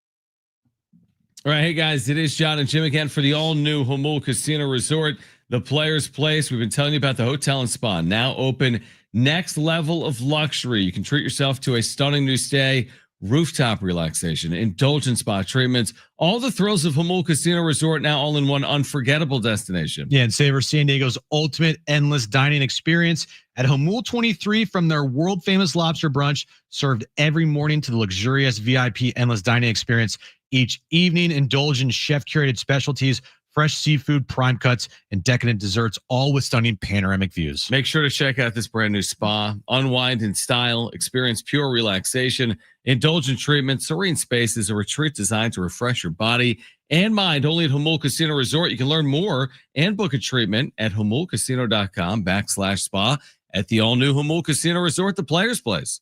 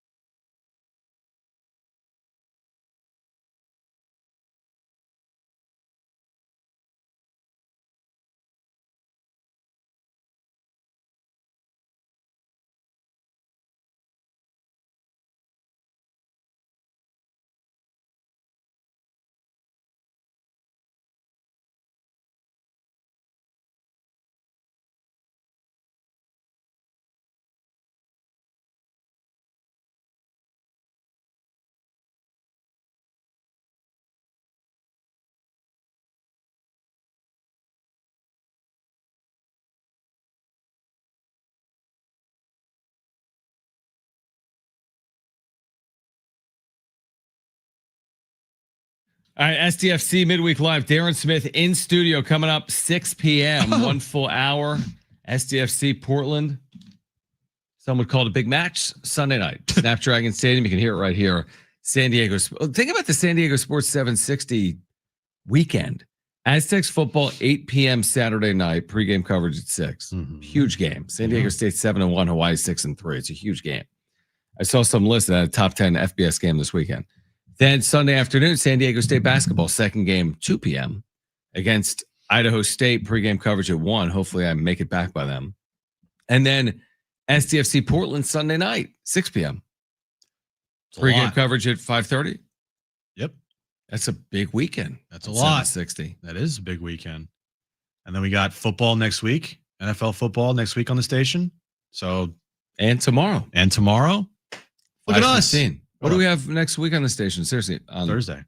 Oh, wait, no. No. I thought it was my bad. We have tomorrow. That's it. Yeah, we have tomorrow. I thought there would be more. Sorry. Well, there's more still to come. I think. I don't have the schedule memorized. No, you do not. You do not have that. Yeah. All right, Darren Smith in studio coming up at 6 p.m. right now. Let's get to this.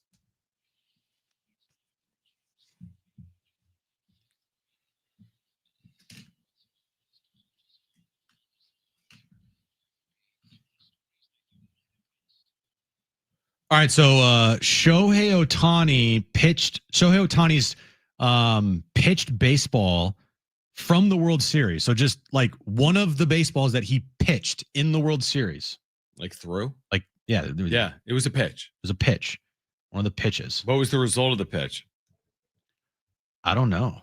Let's just say he threw it and it was like a strike. Well, just to give you some reference here, Ohtani's first career postseason strikeout ball from the NLDS Game 1 sold already back in October for $83,000. Wow. Okay. So you can imagine what one of his pitches that he threw in the World Series sold for, right? World Series Game 7? So that's a critical part for me in that. I doubt it was the home run ball he gave out to Bichette. Well, I know, but I mean, was it an earlier start? It was from Game 4. Okay, Game 4. But obviously still it was the World pitch Series. It was Shohei Ohtani's pitch against Vladimir Guerrero Jr. that resulted in his first World Series strikeout. Okay. In Game 4 in the first inning. It's a World Series. This goes for $159. $175,000. That was close.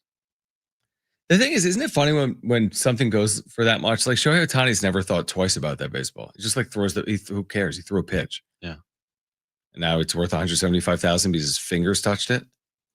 You know what I mean? I know. It's so stupid. Like I'm holding this baseball right here. So is that going to sell for $175K? By the way, I've been playing with this baseball here for a while. It is. I found it in the building. I don't know. Simile ball. I don't know where it came from, but it is it's presented by Saquon. So it was a giveaway. Has to be. It's a Padres 2002 signed baseball, but not actually signed, right? No. It's one of those just like giveaway. It's cool. It's printed on it. I mean, in 2002, that thing's dope. I like that. I like that giveaway idea. Like here's Boch's signature. Right. That's why the giveaway idea is cool. See if I can find like the 2026 version with like Machado and Tatis and Merrill. That's cool concept. Yeah. Tony's on here somewhere. Let me see that ball in general. It's baseball, John. Would you buy this for $175,000? If Ohtani touched it. Signed by all these players. This is a cool ball. Do this with the Dia de los Muertos City Connect. Okay. Giveaway 2026. And what else do you have? Taco Bell is set to release a Mountain Dew Baja Blast pie. Pie? Yeah, we've talked about this. With its new chiller drink. The Baja Blast pie shake also is you can buy a Baja Blast pie as well, like an actual pie, which is lime green. You said you love lime green. I love lime. I know. Or key lime. Key lime pie. Yeah, I do. But is this available now? Hold on. Yeah, it's available now. Taco Bell's finally doing it. They're launching the Mountain Dew Baja Blast pie after it was announced over a year ago. Is there sugar in that? All the sugar. Yeah. It starts, by the way, it actually starts tomorrow. Okay.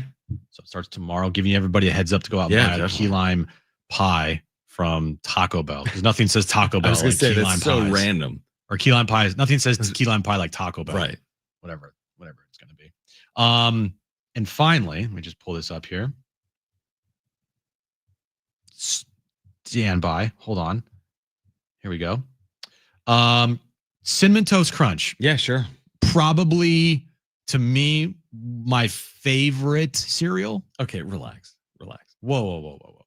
That's good. I'm good. What's your favorite What about cereal? the milk? It gets so cinnamony, and toasty. You know what I'm talking about, right? Well, I'm not pouring the But you milk like that in milk, the sugar milk? I'm not pouring the milk over the cereal and letting it sit there for like 30 minutes. That's fair. But doesn't it get like cinnamony, your milk? Yes, it does over time, but you're not. I'll take Golden Grams over Cinnamon Toast Crunch, and I'll do it right now. I mean, if you put the 2 boxes in here right now, I'm taking Golden Grams. Serious? Yeah, but you know me. Golden Grams are good without the like flaky cinnamony stuff. Yeah, I like Golden Thank Grams. you, Brian. I'm not saying Golden Grams is bad. I'm just saying that you pick that over Cinnamon Toast Or Crunch. what you're a about the psycho. Lucky Charms with the little dudes in there? You serious? Nah. Especially when they add extras in, they give you more of the marshmallows. That's great. Cinnamon Toast Crunch clears. What about Honey Nut Cheerios? It's fine. Yeah. Very basic. I like normal Cheerios What more else? than Honey Nut. What are we missing that's exotic, not good for you, sugary cereal that's Cocoa like Puffs. iconic? Frosted Flakes. Frosted Flakes are It's fine. Oh, dude, I love Frosted Do Flakes. you? good. Yeah. Yeah, Cocoa Apple Puff's a J- good one. Oh, Actually, Apple Jacks too. man. Those Apple are Jacks sugary. underrated, bro. Toast apple. Underrated. Yes, I agree. Captain Crunch. Yeah. Captain Crunch. You're Yeah. right. So But- you're taking Cinnamon Toast Yeah. at the top. Top of my tier. Yeah. This might change your mind too. Cinnamon Toast Crunch is taking its signature Cinnadust to new heights with the launch of Cinnamon Toast Crunch Peanut Butter, a creamy Sounds spread good. mixed with crunchy cereal bits and cinnamon chips for a nostalgic cinnamon sugar twist. So that's not a cereal, Jim. That's a peanut butter. No, it's Cinnamon Toast Crunch Peanut Butter. Like it's Peanut butter. peanut butter. That sounds good. Yeah, that's It's actual cereal. Oh, cereal. That also sounds good. That sounds good. Described as a white chocolate infused peanut butter packed with crunchy cinnamon toast crunch pieces. Oh, maybe it is peanut butter. You're right. It delivers the classic flavor of the cereal in its spreadable form, perfect for toast, pancakes, and straight from the jar. I looked at the box here. I thought it was cereal. Do you feel like we were missing that in our lives? That's something that we need. I don't need it, I don't necessarily need that. but I would taste it. I would try it. Yes. Like, did you ever have, as a kid, your mom ever make you like toast with cinnamon and sugar on it? No, I was deprived. That sounds amazing. I've never once in my life had toast with cinnamon and sugar on it. In my life. Never. I've had the cinnamon raisin toast. Of course. Doesn't surprise me. But You've had every- have you had that, Brent? Yeah. every morning, everybody's had that. every morning I'd have a half grapefruit with like sugar on top. Just like my grandpa. What are you? Or a kiwi. Are you Benjamin Button? Like, Right, did you come out of your mom like 80 years old? And I'd have like kiwis. What? I wasn't like, no, I didn't have cinnamon toast crunch. I promise you that. Maybe Cheerios. Anyway, where I was going with this is the only thing that I would use that for would be like as a kid to replace the cinnamon sugar toast that I would have. Because Oh, that makes sense. cinnamon toast crunch peanut butter Right. might do it for me. But still, just the classic toast with cinnamon and sugar on it. Oh, can't go wrong. You know, Little bit of butter too. Oh, Jones every morning has oatmeal. It's so boring. So Is it at least boring. But he flavored? likes it. He likes it. I'm No, sure it's you're not the reason flavored. why. Plain oatmeal. It's not flavored because Kristen doesn't want to give him like the sugar, like from. Do you give So them like plain fruit or I anything? put cinnamon in it. I put peanut butter in it. We put banana in it. Okay, so you like spice up It's a little bit, okay. It's okay. It's not great. but you at least spice it up Yeah, a little bit. Thank goodness. And he's also a vegetarian. All right. That for poor now. kid. That poor SDFC kid. Midweek Live with Darren Smith coming up on the other side. Looking forward to it. Big one coming up this weekend for SDFC. For Brent and Jim, I'm John. Keep it here. This is San Diego Sports 760. Okay.